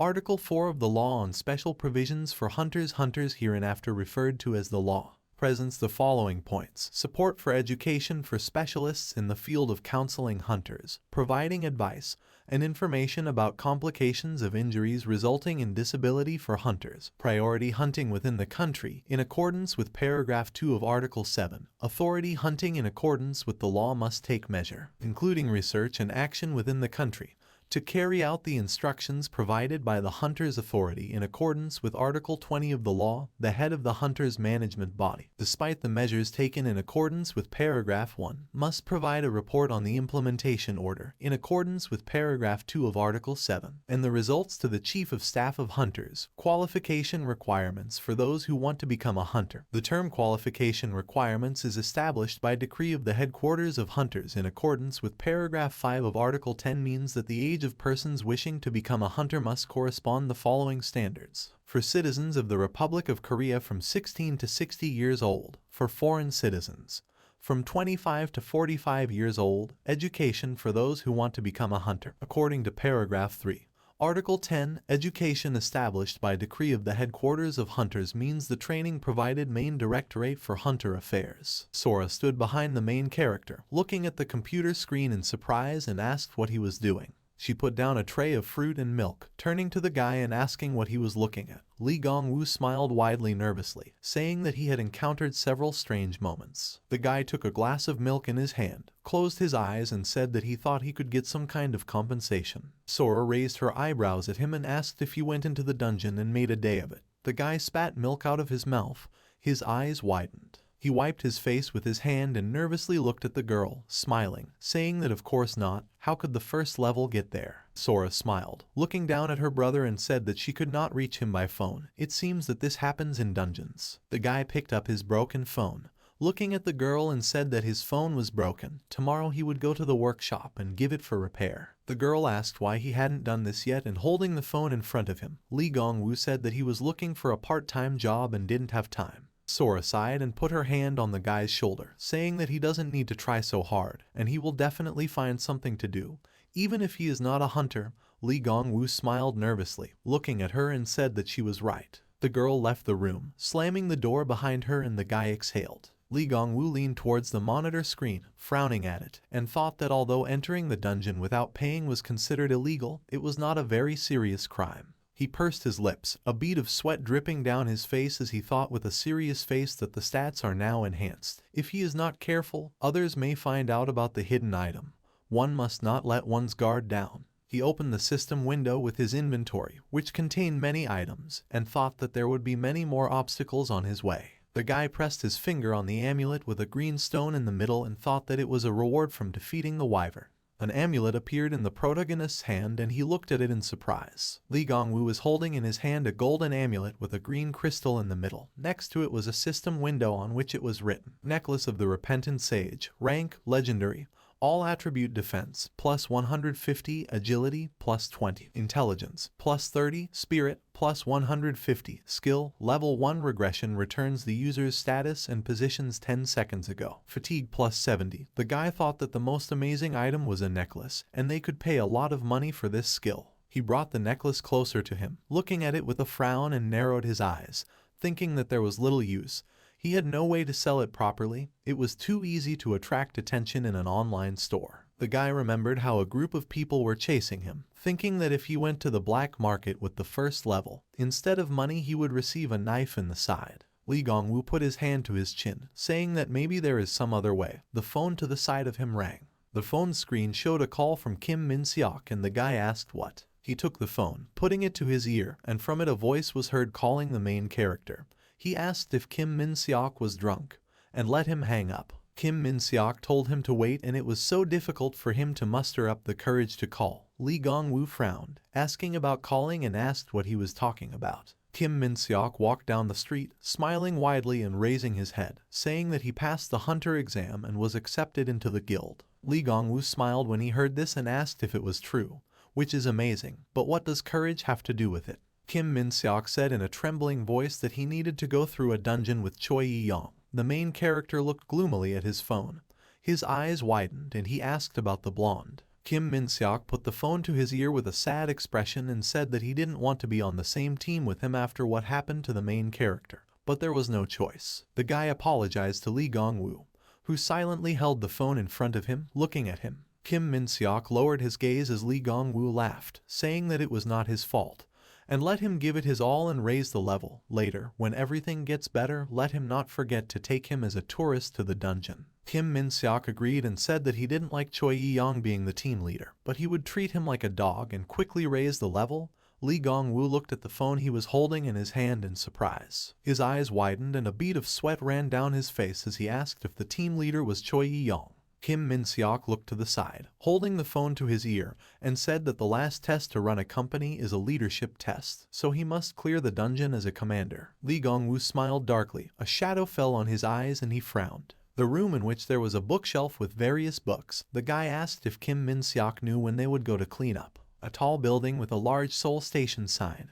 The windows of the building were broken. There was a crowd of people in front of the checkpoint gate, in front of which Choi Yi-young stood with his hands on his hips. The blonde frowned, looking at everyone seriously, and asked if everyone was ready. He clenched his hands into fists, shouting that they were acting carefully. Safety came first. The same thing came second. Hidden around the corner behind the crowd was Lee Gongwoo, peeking around the corner. He was wearing a hood, mask, and black cap, looking away at the crowd. Choi Yi-young grinned as he looked at the two guards. His face was illuminated by the light from the checkpoint. He said that they were a group of the Choi Yi Guild, and could they open the gate? The guards looked at him, saying that it was confirmed. A round device with a blue light shining inside the cabin. The lights inside the cabin went out. Only the lights on top of the device were on. Choi Yi-young turned to the guard, smiled and said that they would quickly clear everything and return before the end of the shift. The man also smiled at the guy and said that he had a strong spirit, and he hoped for their safe return. The main character watched from around the corner as the entire group passed through the checkpoint, thinking that they needed to carefully follow them. A system window appeared above the guy's head. With the inscription stealth, his body became translucent and he adjusted the cap on his head. Lee Gong-woo approached the group who were queuing at the checkpoint. He looked at the people walking forward, noticing something. He saw Kim Min-seok walking forward with a sad face. The guy stopped, looking at him with a surprised look, thinking about the guy. A blonde man in a black t-shirt and red armor said that he definitely has a lot of money. He is also the successor of the Yusung group. Another guy in a green cloak answered him that probably, if you add up the bribery of the guild and the entrance fee, it will cost a pretty penny. Lee Gong-woo looked at the guy with brown hair who was walking forward, thinking about bribing the guild. It's much calmer, and if he acts with their permission, he won't be able to just take away the hunters' salaries. Kim Min-seok pursed his lips, looking at the floor, walking forward, and the main character, looking after him, thought that Kim Min-seok was appointed one of the leaders of the raid, but this would only be indirect damage. Choi Yi-young stood with his back to the blue portal, his hands on his hips. In front of him was a large group of hunters. He told them that they were coming in, and let them join hands to form a team and go into one dungeon. The hunters reached out and raised their hands. Purple orbs appeared above their hands and surrounded their palms. Choi Yi-young walked halfway into the portal, which illuminated another part of his face, and said that they were going inside. The other hunters took turns entering the portal after the blonde,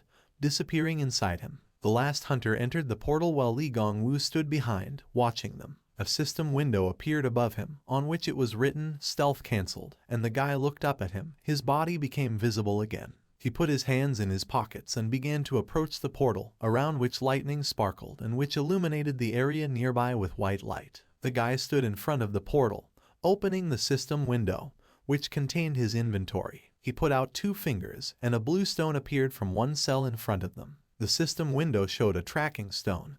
It can track all openings of a dungeon in a week. Insert it into the portal on which tracking needs to be applied. The main character extended his hand, placing a blue stone, from which purple energy emanated, into the portal. Several system windows appeared in front of the portal, on which it was written a list of portals opened during the week. 9.11-2135, 9.10-1205, 9.10-1110. The guy clicked on the 9.11-2132 icon with his finger. Another system window appeared in front of the portal, on which it was written, "Tracking is completed. He will go to the corresponding dungeon when he enters the portal." Lee Gong-woo smiled as he looked up at the system window and frowned, saying that it was time for revenge. A group of hunters led by Choi Yi-young stood in a cave. Many spiders with red eyes were crawling on the ceiling above them. The hunters were holding their weapons, and the blonde turned at them over his shoulder, shouting at them to step back, not to disperse and gather together and kill the mobs. 2 spiders flew towards Choi Yi-young from the ceiling, hissing, and the guy looked up at them. The guy clenched his teeth and swung his sword sharply, leaving a golden trail behind the blow. He cut 2 spiders in half. Their legs flew to the sides. Green drops of blood were visible in the air. 2 hunters approached him. One of them said with a smile that this was what was expected from their leader. The other, in a black t-shirt and red armor, added that they entered the dungeon 2 hours ago, and he had more than enough strength. Choi Yi-young smiled, looking at them, and laughed, saying that just their support was very useful. The blonde turned away from the 2 guys, looking in their direction with disdain and frowning, thinking that they were impudent. The blonde looked away, looking forward, and clenched his teeth, thinking that he wouldn't have to go through these troubles if it weren't for that old man. But today is the last day of the heirs test. Kim Min-seok waved his hand to the blonde and called him. Standing at the door in a group of hunters, the blonde turned to him, and the guy with the sword said that they had dealt with all the mobs. Choi Yi-young smiled, approaching him, and said that he was great and his team was even faster than him. Kim Min-seok smiled and closed his eyes, thanking the guy. The guy with brown hair looked to the side, and Choi Yi-young looked at him with a smile, thinking that he hired him to back up Lee Gong-woo.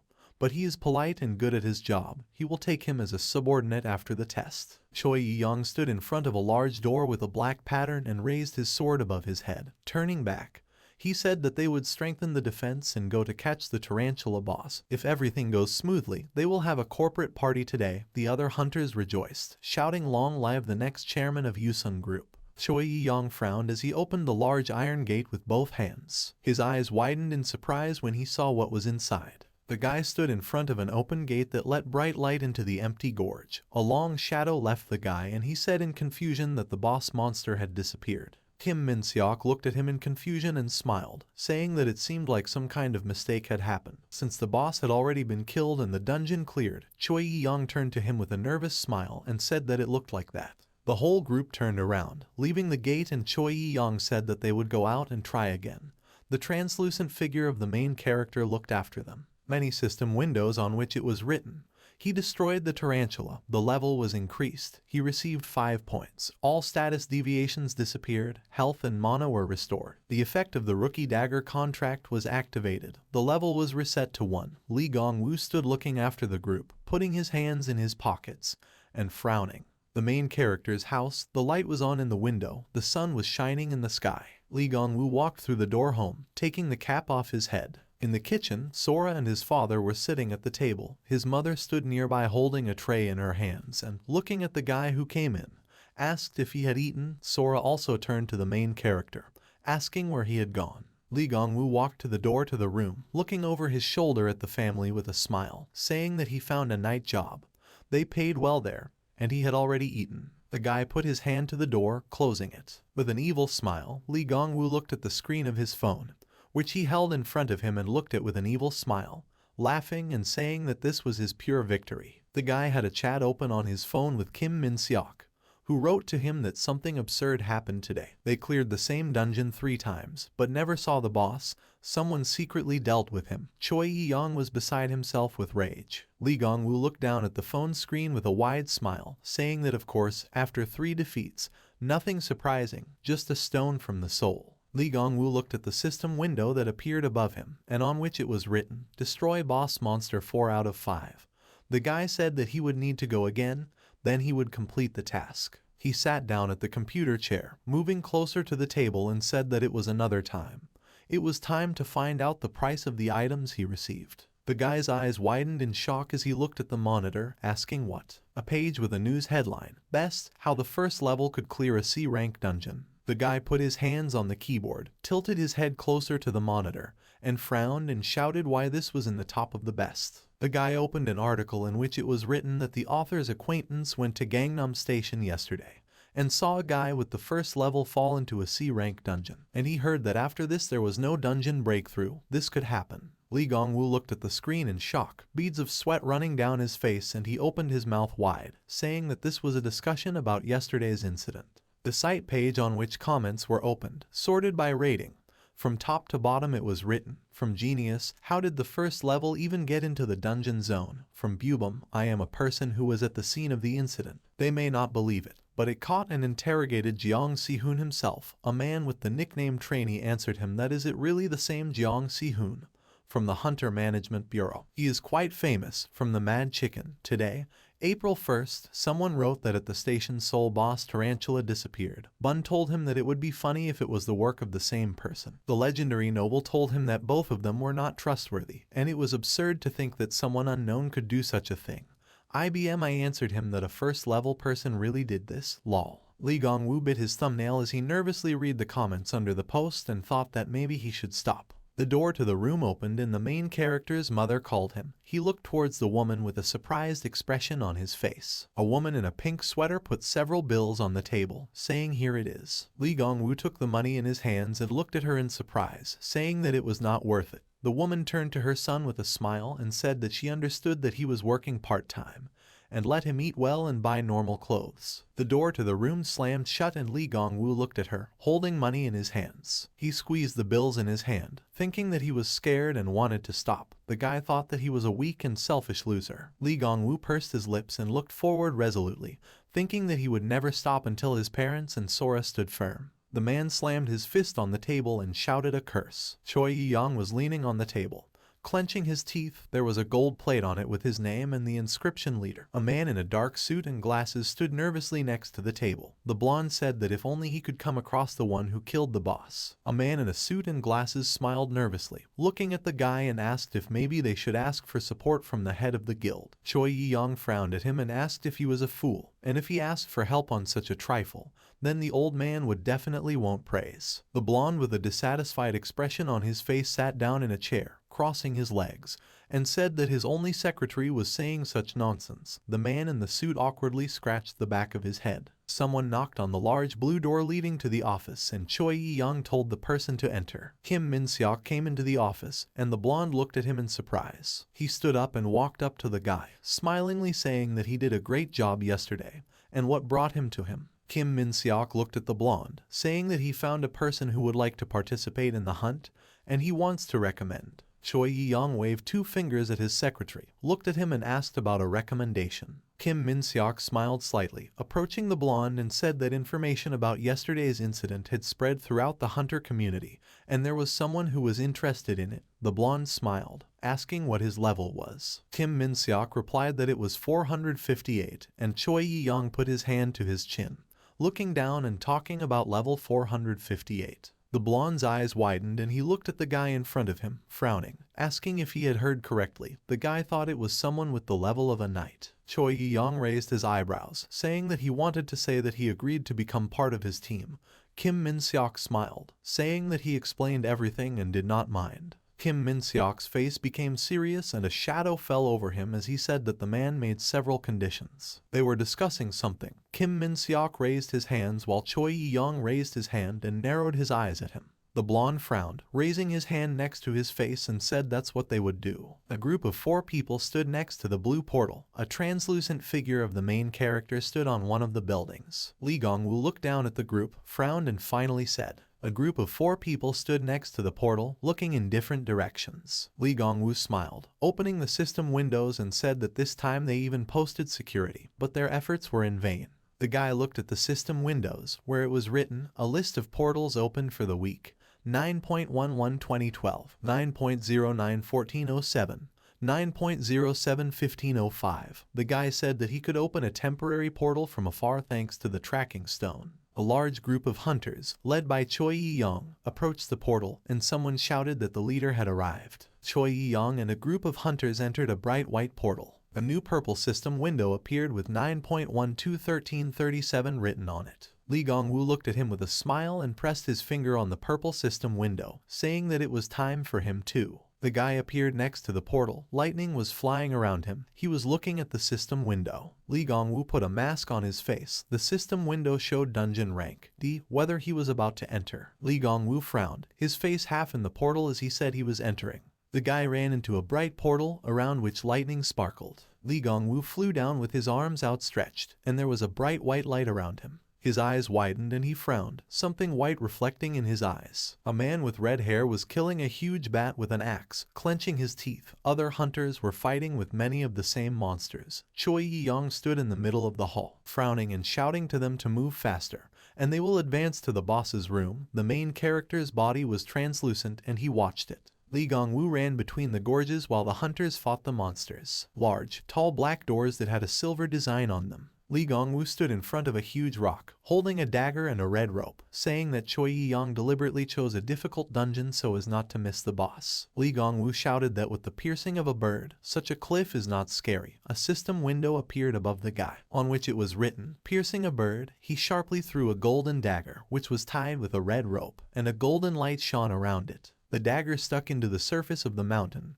throwing small stones to the side. The system window showed the sprint skill. An impulse from the air was visible near the mountain. On the mountain, the guy grabbed the red rope, holding onto it, and ran up the mountain. A lot of blue lightning sparkled around Lee Gong-woo. The guy jumped over the surface of the mountain, spreading his arms and legs to the sides. He landed on the ground, causing the small rocks on the ground to jump into the air. Lee Gong-woo stood in front of the black gate with a silver pattern, saying that all that was left was to destroy the boss. He opened the gate with both hands, looking inside. A huge dog with bright orange eyes clenched his teeth, between which saliva flowed. A dog with a dark body and 3 heads. 2 muzzles of the dog looked at the guy, bending down, and the middle head looked up. The system window showed, level unknown, middle Cerberus. Li Gongwu smiled, looking at him and clutching his golden dagger in his hand, saying that a month ago he would have been shaking with fear from the mere sight of such a monster. But not now. Cerberus stood with his black paws on the ground while the guy stood in the blue zone, walking forward and saying that it was time to leave the safe zone and begin.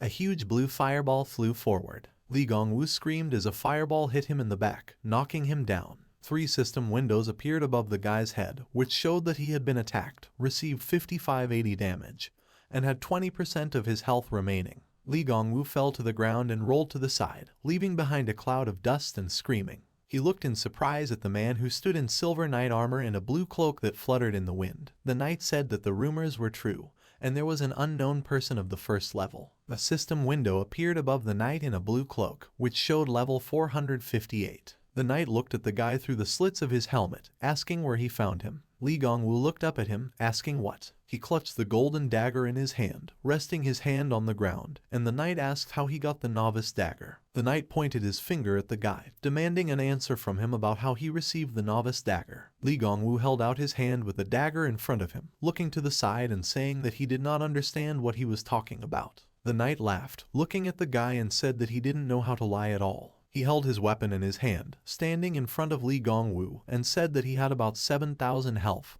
50 defense. Judging by the characteristics, he found it recently. The protagonist frowned, sweat running down his face as he asked what the knight wanted. Looking at the guy through the slits, the knight bowed his head, demanding to give him the novice's dagger. Li Gongwu looked at him in confusion and said that this was a soul contract item and he would not be able to use it. The knight shouted in surprise that this was a lie. The guy raised the hand in which he held the dagger and said that it was true, and he would have sold it long ago if he could. He hates what brings headaches. The knight trembled, saying that he continues to deceive. Li Gongwu threw the dagger to the knight, waving his hand, and he caught it. The main character said that he should check it himself. The knight clutched a dagger in his hand, the light of which had gone out, and brought it to his face, saying that it was true. The knight threw the dagger at his feet and it hit the ground, he said, so he needs to kill the main character, and Li Gongwu loudly asked what. The knight ran towards the guy. A blue fog swirled around him, and he shouted that the owner of the newcomer's dagger would have to be killed. He needed the dagger at any cost. Li Gongwu opened his mouth and said to equip under his mask. The dagger glowed with a bright golden light, flying near the knight and flying towards the hand of the main character. The knight turned in surprise at the golden mark from the dagger. Li Gongwu clutched a golden dagger in his hand, from which energy emanated. The knight struck the guy with his sword and he blocked it with his dagger, holding it out in front of him, the impulse from their clash of blades running through the air. The knight began to press his sword towards the guy and he frowned. Sparks came from their weapons and the main character thought that his characteristics were much higher. Li Gongwu pulled his dagger behind his back and the knight lowered his sword to the ground. The guy thought that he would knock the sword out first. The main character opened the system window, clicking on one of the characteristics, and thought that he needed to quickly spend points. The knight sharply hit the guy and he ducked down. From the blow, a blue fog swirled around the knight. Li Gongwu ran away from the knight, turning over his shoulder at him and shouted loudly, "He doesn't watch anime. The villain should wait until the hero transforms." The knight asked him to shut up. And who did he call the villain? Li Gongwu adjusted his cap. A system window with the word stealth appeared above him, and the knight shouted a curse. The knight loudly asked the guy where he was going, waving his sword upward. A bright blue light passed from the blow. Li Gongwu dodged the blow, raising his head in surprise, thinking that he could really see him through stealth. The knight sharply extended his hand with the sword forward. He pierced the guy's chest with his sword. Several drops of blood sprayed from the wound, and the main character's eyes opened wide in surprise. The system window showed that health dropped to 0. The condition was achieved. A destructive blow. The main character becomes invincible for 10 seconds, destroys the target regardless of its remaining health points. Li Gongwu grabbed his chest, lowered his head and said that he doesn't like to hurt people, but since it happened like this. The guy frowned and extended his hand with a dagger, pointing it at the knight, and saying that he had no choice. If he didn't kill him, he would die himself. The knight clenched his hands into fists and began to run away from the guy who was pointing a dagger in his direction.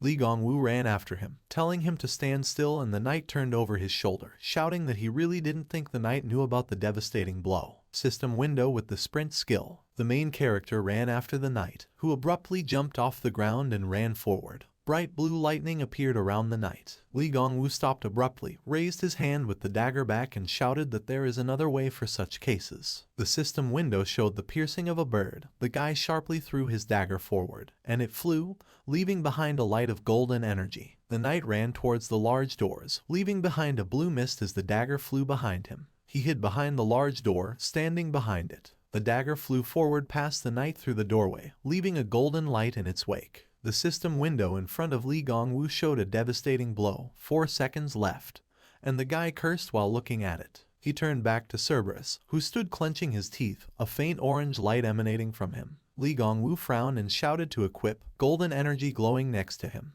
The system window showed a sprint. The guy suddenly rushed forward. There were blue lightning around him. The dagger flew through the gate, leaving a golden light, and Li Gongwu clutched it in his hands as he ran forward. He pushed off the ground, leaving the blue zone. The knight looked at the guy standing at the gate and shouted that this was not fair. The main character turned to him with a frown and shouted that he himself was a fool. The main character jumped over Cerberus and all 3 heads of the monster lifted up, looking at the guy with anger. Li Gongwu hit the top of one of Cerberus's heads with a dagger, and a dark blue mist swirled around him. Cerberus's body became dark, a mist of dark energy swirling around it. The system windows showed that the main character defeated the average Cerberus. All status deviations disappeared. Health and mana are restored.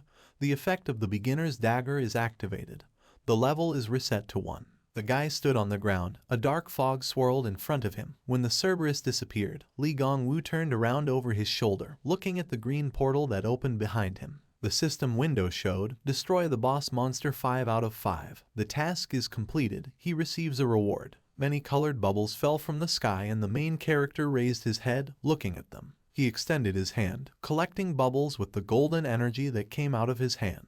Li Gongwu ran to the green portal and the knight approached him from behind, shouting that he was a coward and had really decided to escape through the portal. The knight extended his hand with a sword towards the guy, approaching and shouted that he would not allow it. Li Gongwu turned around at him. He dodged the knight's blow. His sword flew next to his chest. The main character said that the knight was caught. Li Gongwu approached the face of the helmeted knight, saying that he had finished distributing points, and now he could see every movement. The main character sharply kicked the knight on the head, lifting it up. The knight screamed in pain. The helmet fell from his head. Black hair was visible under it. Li Gongwu looked at the helmet in surprise. Raising his hands, the knight lowered his head. His face was not visible under his black hair. The helmet fell far away from him to the ground. The knight turned out to be a girl with long black hair and blue eyes, who looked at the guy. Li Gongwu blushed while looking at her and opened his eyes in surprise, saying that she was so beautiful. The girl frowned at the blushing guy and raised her sword, asking why he was staring, and now he looked like a corpse. She struck with her sword, but Li Gongwu blocked her blow with his dagger, causing sparks to fly where the blade struck. The girl frowned, pressing her sword on the guy while he looked at her in surprise, blushing and opening his mouth. Li Gongwu sharply swung his dagger, leaving a golden light from the blow. The girl pulled the sword behind her back, saying that at first she wanted to spare him, but now he began to turn up his nose. The guy shouted that she had taken all his health points. The girl swung her sword sharply, leaving a bright blue mark from the blow, and hitting the guy's shoulder. Blood gushed from the wound. She screamed at him to shut up and die. The system window showed that the guy received 3580 damage. 56% of his health remained. Li Gongwu cursed, pressing his dagger hand to his wound and looked down. The girl looked at him in surprise, a bead of sweat running down her cheek as she asked why he didn't defend himself. Li Gongwu began to move away with his back to the green portal, looking at the girl and saying that he suddenly wanted to go to the toilet. The girl asked what. The guy stood next to the portal and waved his hand, turning over his shoulder, winking at her, saying that they would see each other another time. Suddenly the portal turned red and Li Gongwu crashed into it, flying back and screaming in pain. The system windows showed that he cannot save himself. The dungeon uses low-rank seal stones. He needs to break the seal stones or wait 30 minutes. A red portal with red lightning sparkling around it. Li Gongwu sat on the ground in front of the portal, looking at it. He rose to his feet, looking at him and shouted who used the stones. Someone said he thought so. Li Gongwu turned back, looking at the group that entered the hall through the gate. There were several hunters standing there, in the center of which was Choi Yi-yong, who was holding a large sword with a golden hilt in his hand. A group of hunters led by Choi Yi-yong stood opposite the main character and the knight's girlfriend, who were standing at the portal. The blonde smiled and frowned, saying that he thought that Lee Gong-woo was the culprit. Kim Min-seok's eyes widened in surprise. The main character smiled, taking off his black mask and hood, saying that he recognized him immediately and apparently there was no need to try to hide it anymore. Kim Min-seok looked at the guy in surprise, sweat running down his face as he asked how the guy ended up here. Lee Gong-woo smiled as he looked at him and took off his hood, apologizing and saying that he would tell everything later. The girl with black hair looked at Choi Yi-young, frowned and said that she asked not to go into the boss's room until she caught the culprit.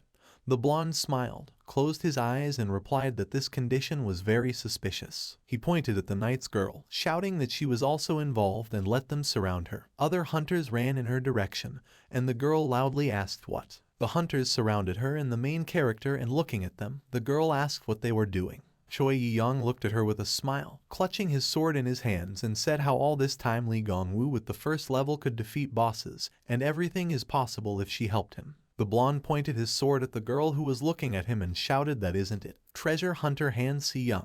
Lee Gong-woo thought that Han Si-young is a famous huntress who doesn't join guilds and clears out dangerous dungeons. The girl in knight's armor and black hair waved her sword in front of the huge stone boss, which had a fire burning inside it. The surprised face of the main character, who opened his eyes wide, thinking about it. Han Si-young raised her eyebrows and said that she felt bad about being compared to such a sleeveless fashion terrorist. Lee Gong-woo with a displeased face pointed his finger at the girl and shouted that he also did not want to be on the same level as such a cold-blooded person. The girl and the main character looked at Choi Yi-young, who pointed the sword at them, shouting that pretending was useless, asking the hunters to deal with them. They shouted that they were obeying.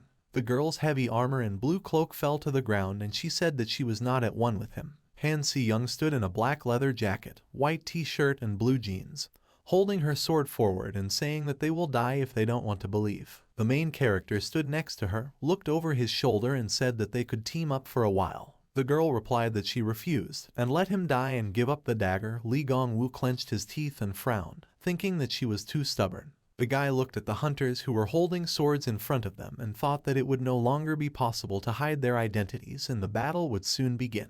The guy opened the system window and Han Si-young turned to him, asking what he was doing. The main character asked her to wait. Lee Gong-woo said that he would show her magic. Many colored stones flew out of the inventory slots into the sky, with a light shining around them. The guy's eyes widened and his hair fluttered with energy as these stones flew towards his black t-shirt, dissolving inside it. It became a t-shirt, glowing a bright blue light on Lee Gong-woo's body. The system window showed Nightwalker t-shirt, rank, rare, defense, 300, skill, level 2 stealth hides the user, consumes 40 mana every 10 seconds, passive skill, level 1, Hawkeye, detects traps and hidden things. The guy put his finger to his temple, a round blue seal appeared next to his eye, and he thought about the hawk's eye. It seems a new skill has appeared. Lee Gong-woo looked at the system notification that said he had achieved promotion and asked what. Several system windows appeared on which it was written, creating a hidden task, go to the boss's room.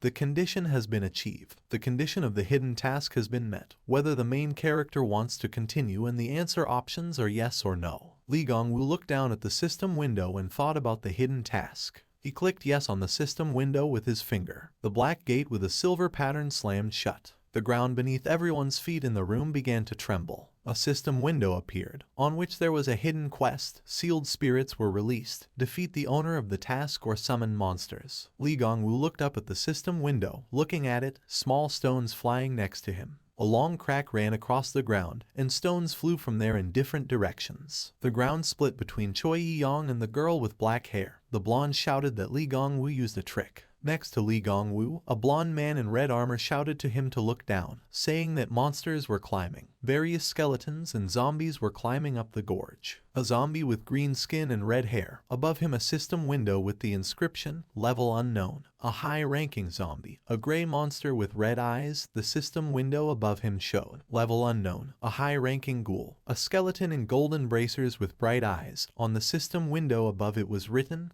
Level Unknown.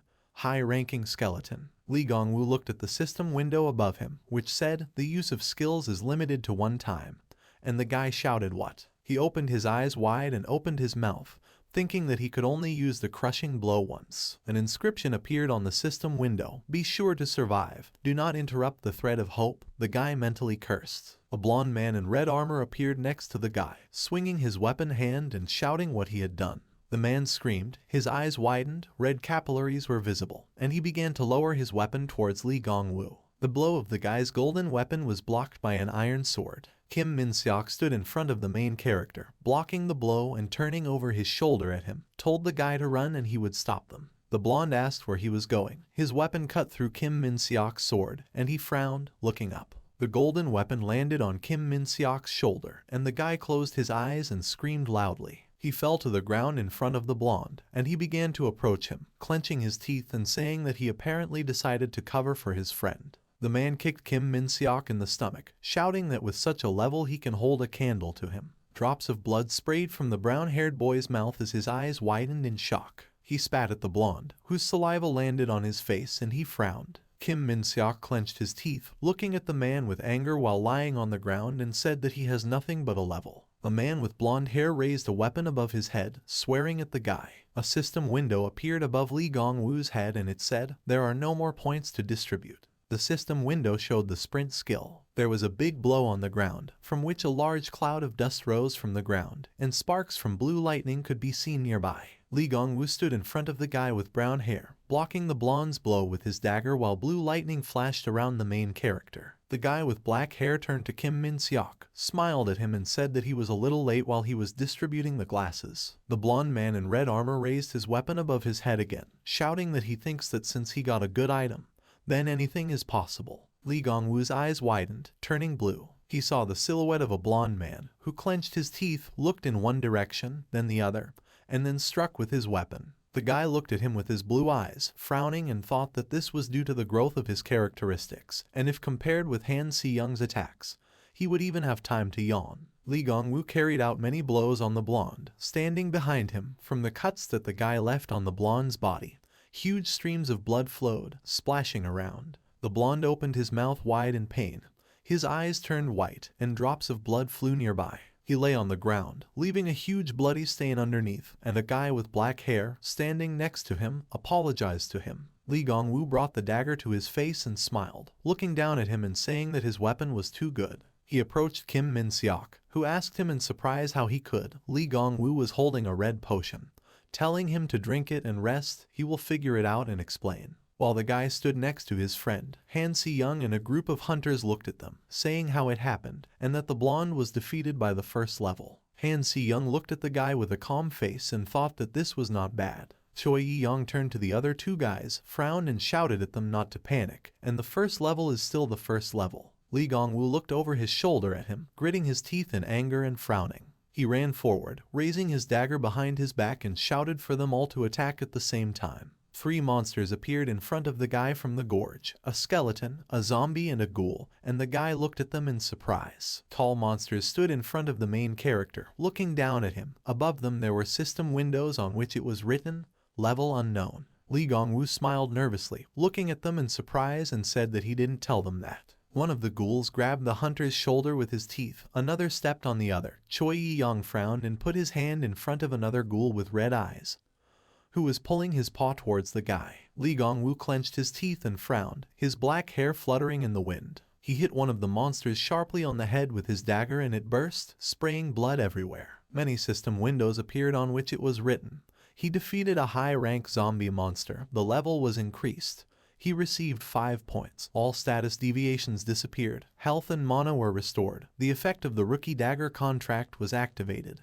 The level was reset to 1. Lee Gong-woo frowned. Many drops of blood from the monster were flying next to him. He cut the head of another monster and it exploded. Blood flew in the air. The guy stood behind him, smiling and holding a dagger from which a bright golden light was coming. He thought that maybe it was a mythical weapon, but he could kill these monsters even without a devastating blow. A giant skeleton with green eyes appeared above Kim Min-seok, who was holding a red potion in his hand. Stretching his hand towards the guy, the main character turned at him in shock. Lee Gong-woo suddenly jumped into the air next to the skeleton and cut his head with a dagger, causing a black mist to appear in the air, loudly asking the skeleton where he was going. Kim Min-seok turned to the guy and shouted thanks to him. Lee Gong-woo turned over his shoulder, standing in front of the skeleton, and shouted for him to sit still and drink the potion. Two other hunters looked at him with frowns. One of them in a green cloak said that he continued to fight monsters on the first level, but was not even injured. The other replied that he was wondering what this ability was and maybe it was a mythical item. Another hunter with brown hair asked Choi Yi-young if he didn't say that this guy was poor. The blonde blocked the monster with his shoulder, turned to him and shouted that apparently one of his brothers helped him. He cut the monster with his sword, leaving a bright golden light, and frowned, shouting that he was offended, that he was passed over in the air test and so he gave the main character an expensive item. Lee Gong-woo gritted his teeth as he looked towards Choi Yi-young and the other hunters, mentally cursing at them and thinking that he had obtained this item with his own strength. The hunters continued to say that the main character seems to have poor fighting skills, the movements of an ordinary person, and they cannot compare with Han Si-young. The guy thought about what they were even carrying. Lee Gong-woo turned back to where a girl with black hair was standing with her sword in front of a pair of monsters. Han Si-young cut the neck of one of the monsters. She cut off the zombie's arm and swung her sword towards the skeleton, cutting his shoulder bone, blue light emanating from her blows. The girl waved her sword. Bending over, the monsters fell behind her. Streams of blood flowed into the air from their wounds, and Lee Gong-woo thought that they were not in a simple dance. How could she move so well? The guy looked at the girl blushing. His dark hair was flying and he thought that she was still a beauty. The guy watched as another ghoul appeared from the gorge behind Han Si-young, clenched his teeth and waved his hand. The system window showed the skill, bird piercing. Lee Gong-woo gritted his teeth and threw his dagger forward. It flew through the air, leaving a golden light behind. The dagger slammed into the ghoul's head. A lot of blood splashes were visible. Han Si-young looked up and raised her hand, screaming and asking what was happening. Lee Gong-woo said to equip. The golden dagger returned to the guy, leaving golden energy in the air as the girl looked at him. The main character smiled and, blushing, closed his eyes, saying that it slipped out of his hand. The guy apologized for disturbing her. Han Si-young frowned at the guy. He watched the girl with black hair turn in the other direction and thought that she was so cold. You couldn't even get gratitude from her. Han Si-young pushed off the ground and jumped into the air. She jumped over Lee Gong-woo, who looked at her in surprise, asking what. Han Si-young hit one of the zombies hard in the neck, landing on her feet, and the main character turned to look at her with a shocked face. The girl smiled, looking over her shoulder at the guy, and said that she, too, accidentally tripped. Lee Gong-woo turned to the other hunters who looked at them and said that they were definitely at the same time. And Choi Yi-young's intuition did not fail. They wanted to deceive them, and they would not let them go so easily. Lee Gong-woo pointed his finger at them while standing next to the girl and shouted that they were talking too much and let them attack at the same time, if they were not cowards. 3 hunters ran towards the main character. A guy with brown hair shouted that he would kill him. Another with black hair said that a guy with his first level. Another in a green cloak shouted that first they would deal with them, and then with the monsters. Han Si-young looked at the main character, saying that they had enough monsters. Why did he provoke them? Lee Gong-woo smiled nervously, looking at them, and said that he just wanted to make a little joke. Behind the guy stood a man who was holding his sword in his hand, saying that he would help. The guy turned to him. Lee Gong-woo smiled when he saw Kim Min-seok, asking if his health was restored. He raised his hand and smilingly answered yes, thanking the main character for his help. The 3 hunters stopped as the ground shook again and Lee Gong-woo turned towards them in surprise. Lee Gong-woo was standing on the ground when the ground began to break on both sides of him, separating him from everyone. Many system windows showed the end of the first hidden task, the beginning of the second hidden task.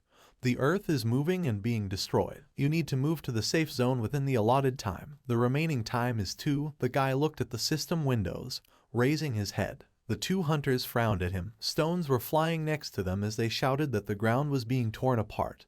And was this really the second hidden task? Again Lee Gong-woo pulled some kind of trick. The hunter in the green cloak tripped and flew into the gorge. He flew down, screaming loudly. The bottom was not visible in the gorge, only darkness. Stones were flying down next to the guy. Lee Gong-woo looked down while standing at the edge of the gorge and thought that falling there would guarantee his death. Kim Min-seok walked to the edge, shouting for the guy to come here, and everything was fine. The guy looked at him and cursed, shouting that he would come now. Lee Gong-woo looked at the distance between the 2 ends of the earth. He clenched his teeth, looking down, and thought that the chasm was too big, and jumping through it would be like playing roulette. The guy frowned and looked forward. He opened the system window with his inventory, taking a golden amulet with a green stone in his hand, saying that it was a pity to use it, but there was no choice. The system window showed the item, Necklace of the Repentant Sage, rank, legendary, skill, level 1 regression.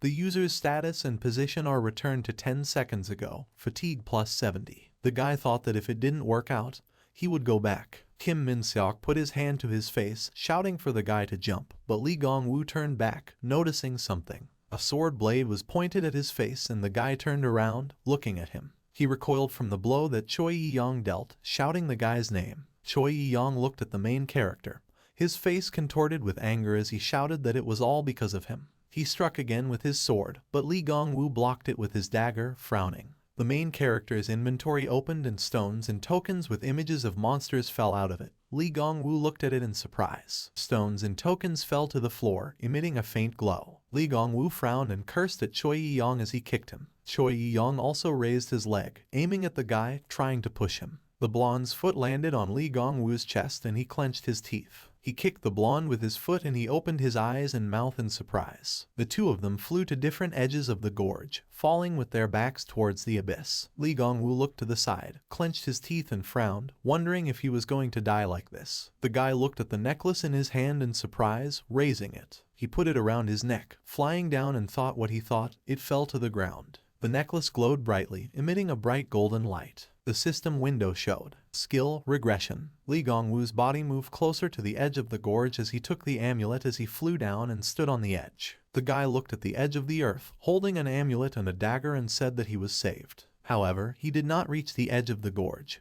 but froze there and looked forward with a surprised face. Lee Gong-woo flew back down and shouted loudly that this couldn't be happening, and was he really there 10 seconds ago? The guy flew down, clutching a dagger in his hand and screaming loudly. Small stones flew in the air. Lee Gong-woo opened his eyes wide, looking at the dark hair in front of him. Han Si-young extended her hand to him, jumping from the edge of the gorge, shouting for him to grab hold of him.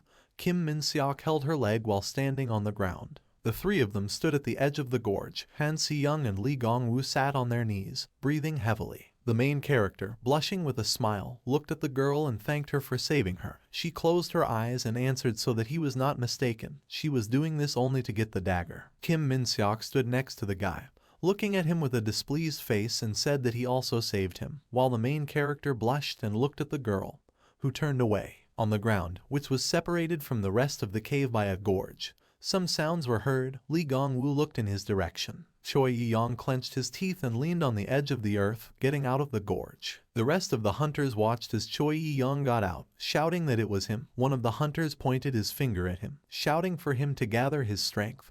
He almost got out. A blonde man's sword stuck into the ground, with a golden handle and a blue stone in the middle. Choi Yi-young leaned on him, standing on the ground, and shook his head while clenching his teeth.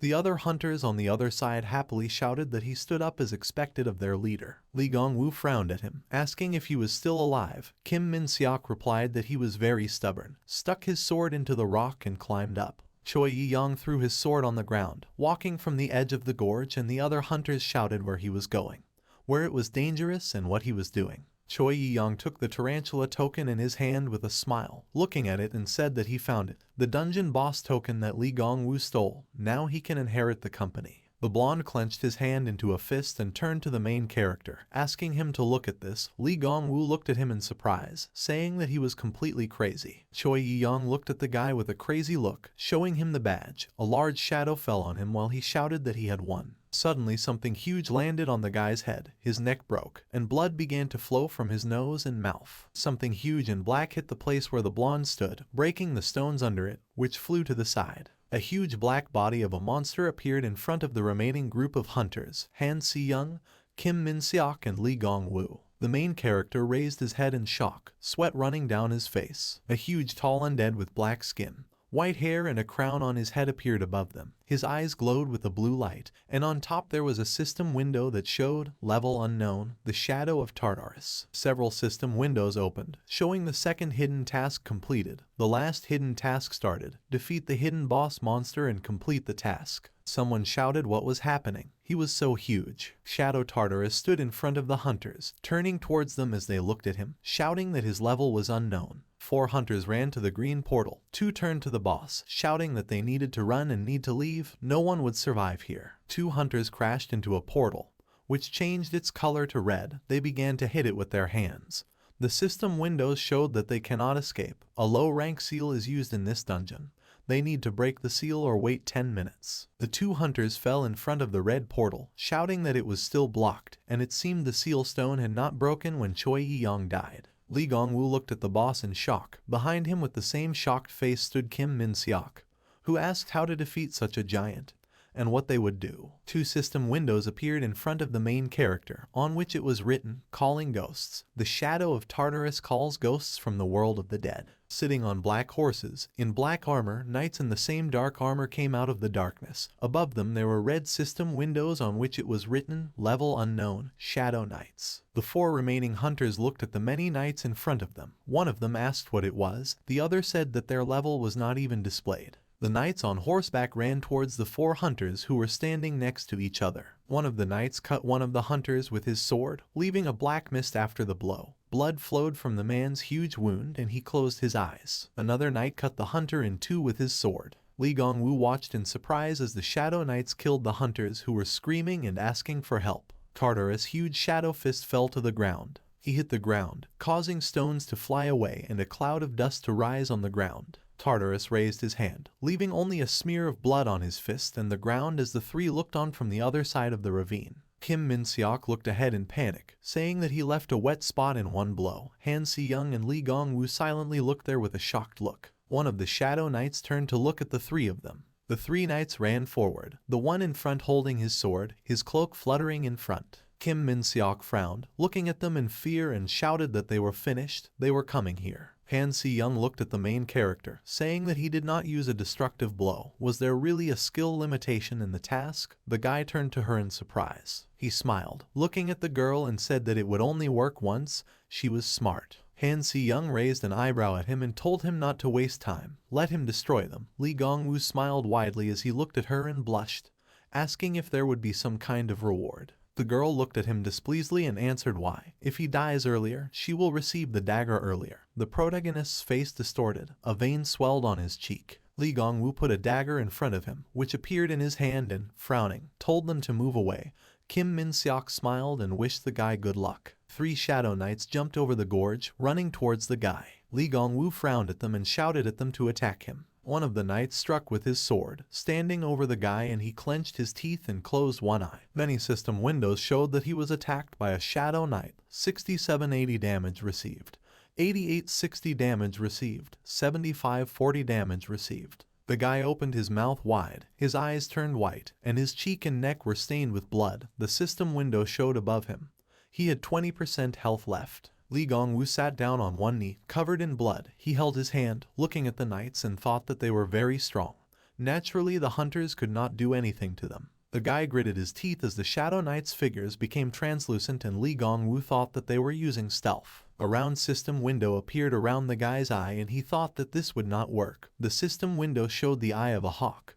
Hidden monsters were discovered. The main character looked back. His face was completely hidden by shadow. Only blue eyes were visible, and a Shadow Knight stood behind him. The guy frowned, looked over his shoulder and waved his hand, saying that he saw them. Lee Gong-woo struck at the horse's legs, but it reared up to dodge. The guy screamed at them to die. He waved his dagger in the air while the horses with the knights stood on their hind legs, dodging. Many system windows appeared on which it was written, "Current Fatigue, 80, Combat Abilities reduced by 15%, Movement and Reaction Speed reduced by 10%, Resistance to Stun, Fear, Paralysis, and Silence reduced by 20%, Attention, Rest is required." Lee Gong-woo clenched his teeth as beads of sweat ran down his face and neck. He frowned, causing a crease to appear between his eyebrows, and thought that due to his high fatigue, not a single attack would go through. The guy ran straight at the knight, who was sitting on a horse and holding a sword in his hands. The knight swung his sword several times, hitting the guy's body with blows. Blood gushed from the wounds, and the system window showed 5540 damage received. 2 system windows appear. Health drops to 0, conditions are met. Devastating blow. It becomes invincible for 10 seconds. Destroys the target regardless of its remaining health points. Li Gongwu squeezed the ground under his bloody hands. He smiled, holding out a dagger that glowed with bright golden energy, and said that now it was his turn. 2 system windows showed a devastating blow, the main character in an invincible state. Li Gongwu jumped over one of the knights, extending his dagger hand to the side and frowning. He hit the knight. Black energy began to fly around him. The guy struck all the knights, leaving a bright golden light after the blow. A gray fog emanated from the knights, and the guy thought that only Tartarus remained. The system window showed the destructive impact. The remaining time was 03. The guy ran forward, clenching his teeth and thinking that he had already spent all his skills, and all that remained was to go ahead and thrust the dagger. Shadow Tartarus opened his mouth, looking at the guy with a smile, his blue eyes glowing brightly. He swung his fist, which had black energy around it. Li Gongwu smiled as he looked at the fist that was flying towards him and thanked him for deciding to strike first. The guy shouted at him to die, jumping towards the boss's clenched fist and holding out a golden dagger in his direction. The golden dagger stabbed into the fist. Dark energy and a faint blue glow began to circle around it. Shadow Tartarus opened his mouth wide. His eyes glowed brightly. His body began to disintegrate into white mist. Many system windows showed. The main character destroyed the Shadow of Tartarus. The level was increased. He received 5 points. All status deviations disappeared. Health and mana were restored. The effect of the beginner's dagger was activated.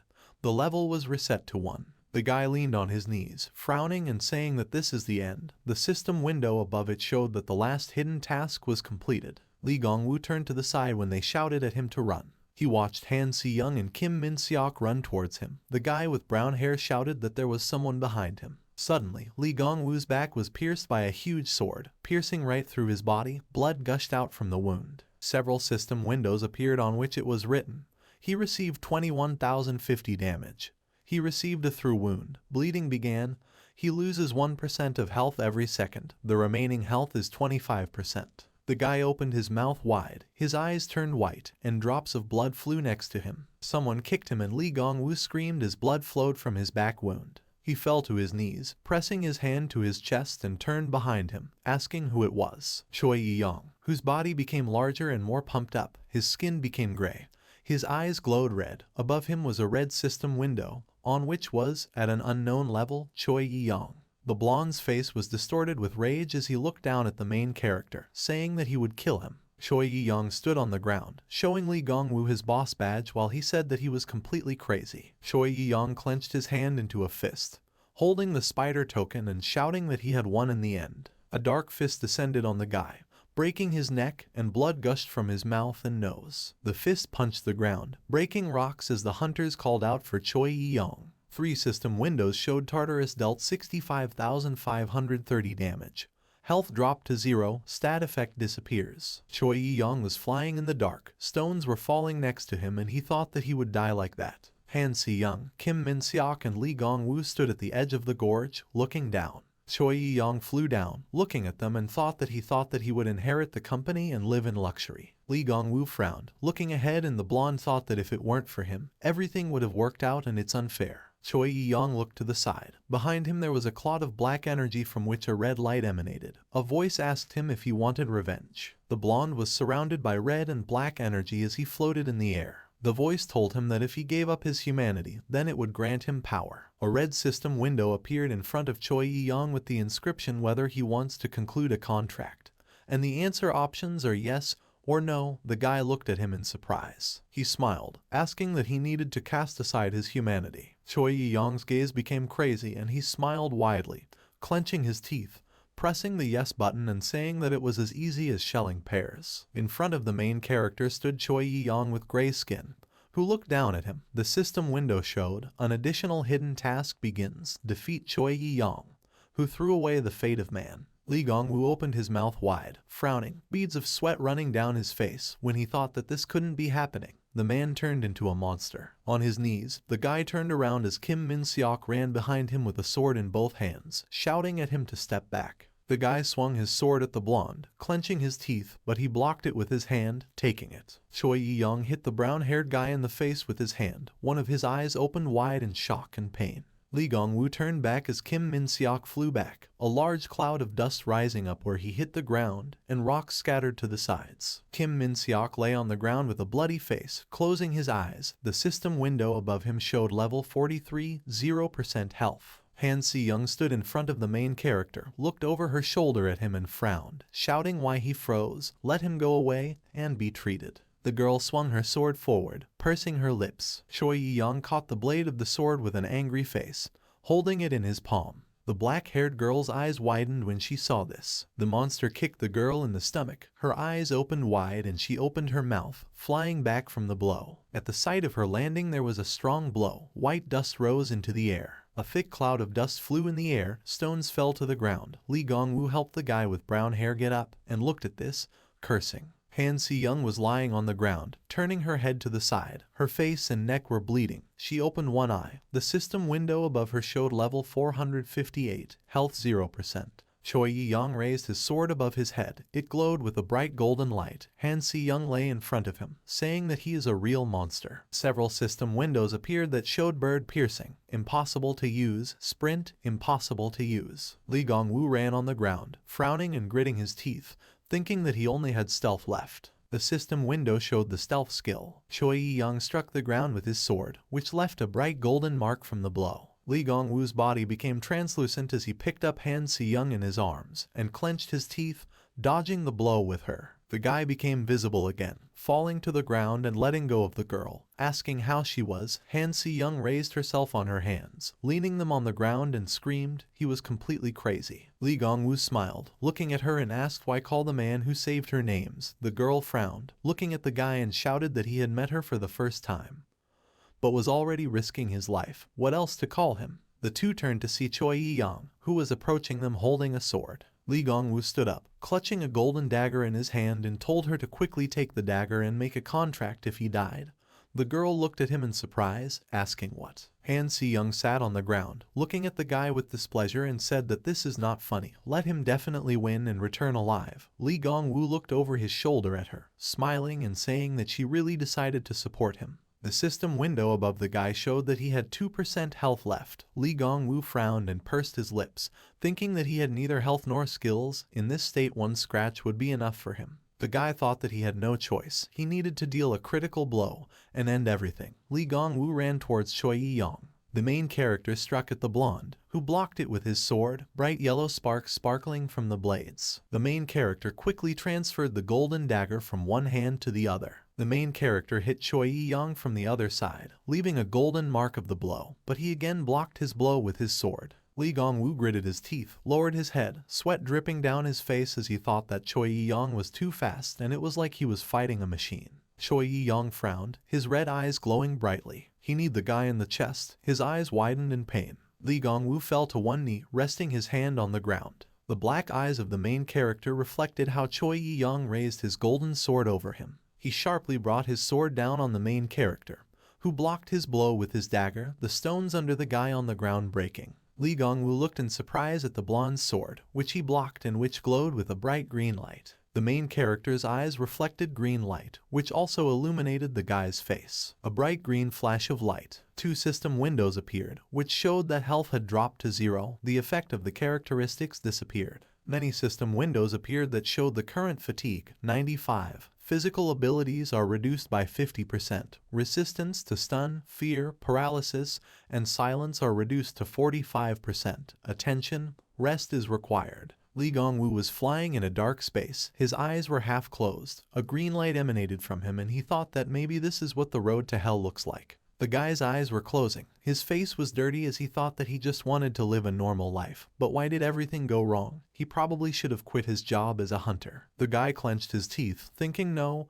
he can't just give up. A red rope appeared with a yellow light emanating from it. Lee Gong-woo looked at her in surprise, the rope flying over his face, reflected in the guy's eyes. Choi Yi-young, who stood with an angry face, holding a sword in his hand, had a red rope leading from him to the main character, and the guy was surprised to think that this was a skill or an illusion. Lee Gong-woo raised his hand, in which he was holding a golden dagger, and looking at the rope. He thought that he didn't know what it was, but it seemed to be asking him to follow him. The guy cut the red thread between him and Choi Yi-young with his dagger. The blonde with red eyes opened his mouth wide and screamed. He swung his hand, striking the main character, but he dodged, holding the dagger in front of him. The guy's golden dagger struck several times while the red thread hovered above him. Lee Gong-woo hit the blonde in the chest with his dagger, and he clenched his teeth and lowered his head, looking at him. A bright golden light emanated from the golden dagger, green energy flying nearby. Choi Yi-young dissolved, leaving behind a green mist, golden energy flying around.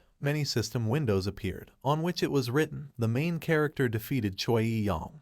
His fatigue increases by 5 due to a long battle, current fatigue, 100, additional hidden task completed." Lee Gong-woo fell to his knees, his clothes and hand covered in dirt. He fell to the ground, letting go of the golden dagger from his hand and turning his head to the side. The sky was overcast and rain was falling from the sky. Raindrops fell on the dead, bloody monsters that lay on the ground. Dead hunters lay on the ground, their bodies and faces covered in blood. A man with black hair and a red cloak stood in front of the corpses of monsters and people. The main character thought what kind of place this was, and he thought that he had died. Behind him, a guy with brown hair and glasses approached the man, asking what happened and whether there were still monsters left. The man with black hair frowned and replied that he was just thinking that a lot of people had died. Standing next to him was the translucent figure of Lee Gong-woo. The man in the cloak sadly lowered his gaze, and the main character looked at him in surprise, thinking that he had really possessed this man. The man frowned, saying that if they had a couple of skills, they could avoid death. The guy with glasses told him that he knows that if you divide the rune, then the power will be distributed, then it will be impossible to kill high-level monsters. The man with black hair looked down, raindrops running down his face as he replied that it was unfair that runes were only given to capable people like them. The man with glasses shouted at him to stop, and the man with black hair looked at him in surprise. The guy with the glasses frowned at him and said that it would be better if he killed the monsters before they hurt anyone if he had time to be sad. The man in the red jacket looked at him in surprise while the guy said that let him get the reason for this, the divine stone, to return the world to its original state. The guy with brown hair frowned, raindrops running down his face as he called him the first in the history of mankind. But no further words were heard. Lee Gong-woo looked at the guy in surprise, raindrops running down his body and face when the guy called his name. The main character's eyes opened, a warm light fell on his face. He stood up, sitting on the bed with a dark coverlet, and asked if it was a dream. The guy looked to the side, a spacious room with expensive furniture that sparkled. Lee Gong-woo rose to his feet, walking around the room and looking around, saying that it is so luxurious here, and among his friends there are no rich people. Where is he? The guy put his hand on the handle of one of the doors. He opened the door, standing in front of a living room with several sofas. The room had high windows that showed the sunset sky, and Lee Gong-woo sighed in surprise. He looked to the side. Red energy was coming from one of the doors. The guy approached her, extending his hand and asking what kind of room this was. He put his hand on the door handle and the system window showed that the trap was activated. The guy was struck by red electricity. Lightning sparked around him. The system window showed chain lightning. Lee Gong-woo fell to the floor, his body darkened, dark smoke emanated from him. The system window showed that he had lost 50% of his health. He was temporarily paralyzed by a powerful electric current attack. Han Si-young stood behind the guy. She approached him, crossing her arms over her chest and said that it was amazing, there are so many rooms here. And he thought of opening exactly the one where the trap was set. Lee Gong-woo looked at her with a frown and said that he should have been warned. A man with brown hair came down the stairs, looking at the two of them, saying that the girl didn't lie, he's a funny person. A man with glasses and stubble on his chin. Above him was a system window with the inscription, Level 871. Lee Gong-woo looked at him in surprise, eyes wide open, and thought that these glasses, he was the guy he saw in his dream. A dark business card with a gold design on which was written Manga. Han Si-young and the man were sitting on two armchairs, while the main character was sitting next to him on the sofa, holding a business card. He asked if that means the guild chairman Manga took care of this matter. The man told him that that's right. He secretly supports Han Si-young because he is her supporter. The main character looked at the man and girl, frowning, and thought that one of the largest guilds in the world was helping the treasure hunter, somehow suspicious. The guy looked at the man, asking what happened to Kim Min-seok. He replied that there was no threat to life, so he is now recovering in the hospital. Lee Gong-woo asked the man why he even helped them. The man closed his eyes and reached for the inside pocket of his jacket. He put the beginner's dagger on the table and said that was because of this. Lee Gong-woo frowned at the dagger on the table, thinking that he was their target. The man with glasses frowned and said that Han Si-young said that he would have sold it if not for the contract. The guy replied that everything was true. The man folded his hands, asking why. He could become the best hunter in the world. Li Gongwu closed his eyes and replied that he was not interested. He opened his eyes and looked at the man, saying that he spent his whole life in poverty, so now his dream is a good home and comfort for his family. The man stood up from his seat, saying that this is great, they will buy a dagger. The main character looked at him in surprise, answering that he was bound by a soul contract, they would not be able to use it. Looking at him, the man replied that this was possible in the Lost Lands. The protagonist's eyes widened in shock and he asked about the Lost Lands. In the dark forest there were several monsters with bright glowing eyes. There were also eyes and sharp fangs on the tree. The Lost Lands, a place near the armistice line with North Korea, became world famous due to the invasion of monsters after breaking through the dungeon. Li Gongwu looked at the man, saying that even heroes die there, how will they succeed? The man smiled, looking at him, and replied that they would wait until they found a safe and reliable way to gain access there. Han Si-young suddenly shouted out the amount of 100 billion, and the main character looked at her in surprise. The girl crossed her arms over her chest and looked at the guy, saying that she would buy a dagger for 100 billion, let him give it to her. The main character's eyes widened and he asked about the whole 100 billion. Li Gongwu took the dagger in his hand and frowned, asking why they needed it. Of course, this is a mythical item, but almost every night-level hunter has one. Why is she offering such a sum? The man clenched his hands into fists. His eyes were not visible under the glasses, and he said that they could not tell. Han Si-young closed her eyes and asked to let her explain, saying that he would deal with the consequences himself. The man nervously shouted out the girl's name. Han Si-young pointed her finger at the dagger, looked at it, and said that this was the item of her brother. Li Gongwu asked in surprise what. The girl looked at the main character with raised eyebrows and said that this was the item of Han Song-jun, the first hunter, from the time of the Great Cataclysm. This is the memory of it.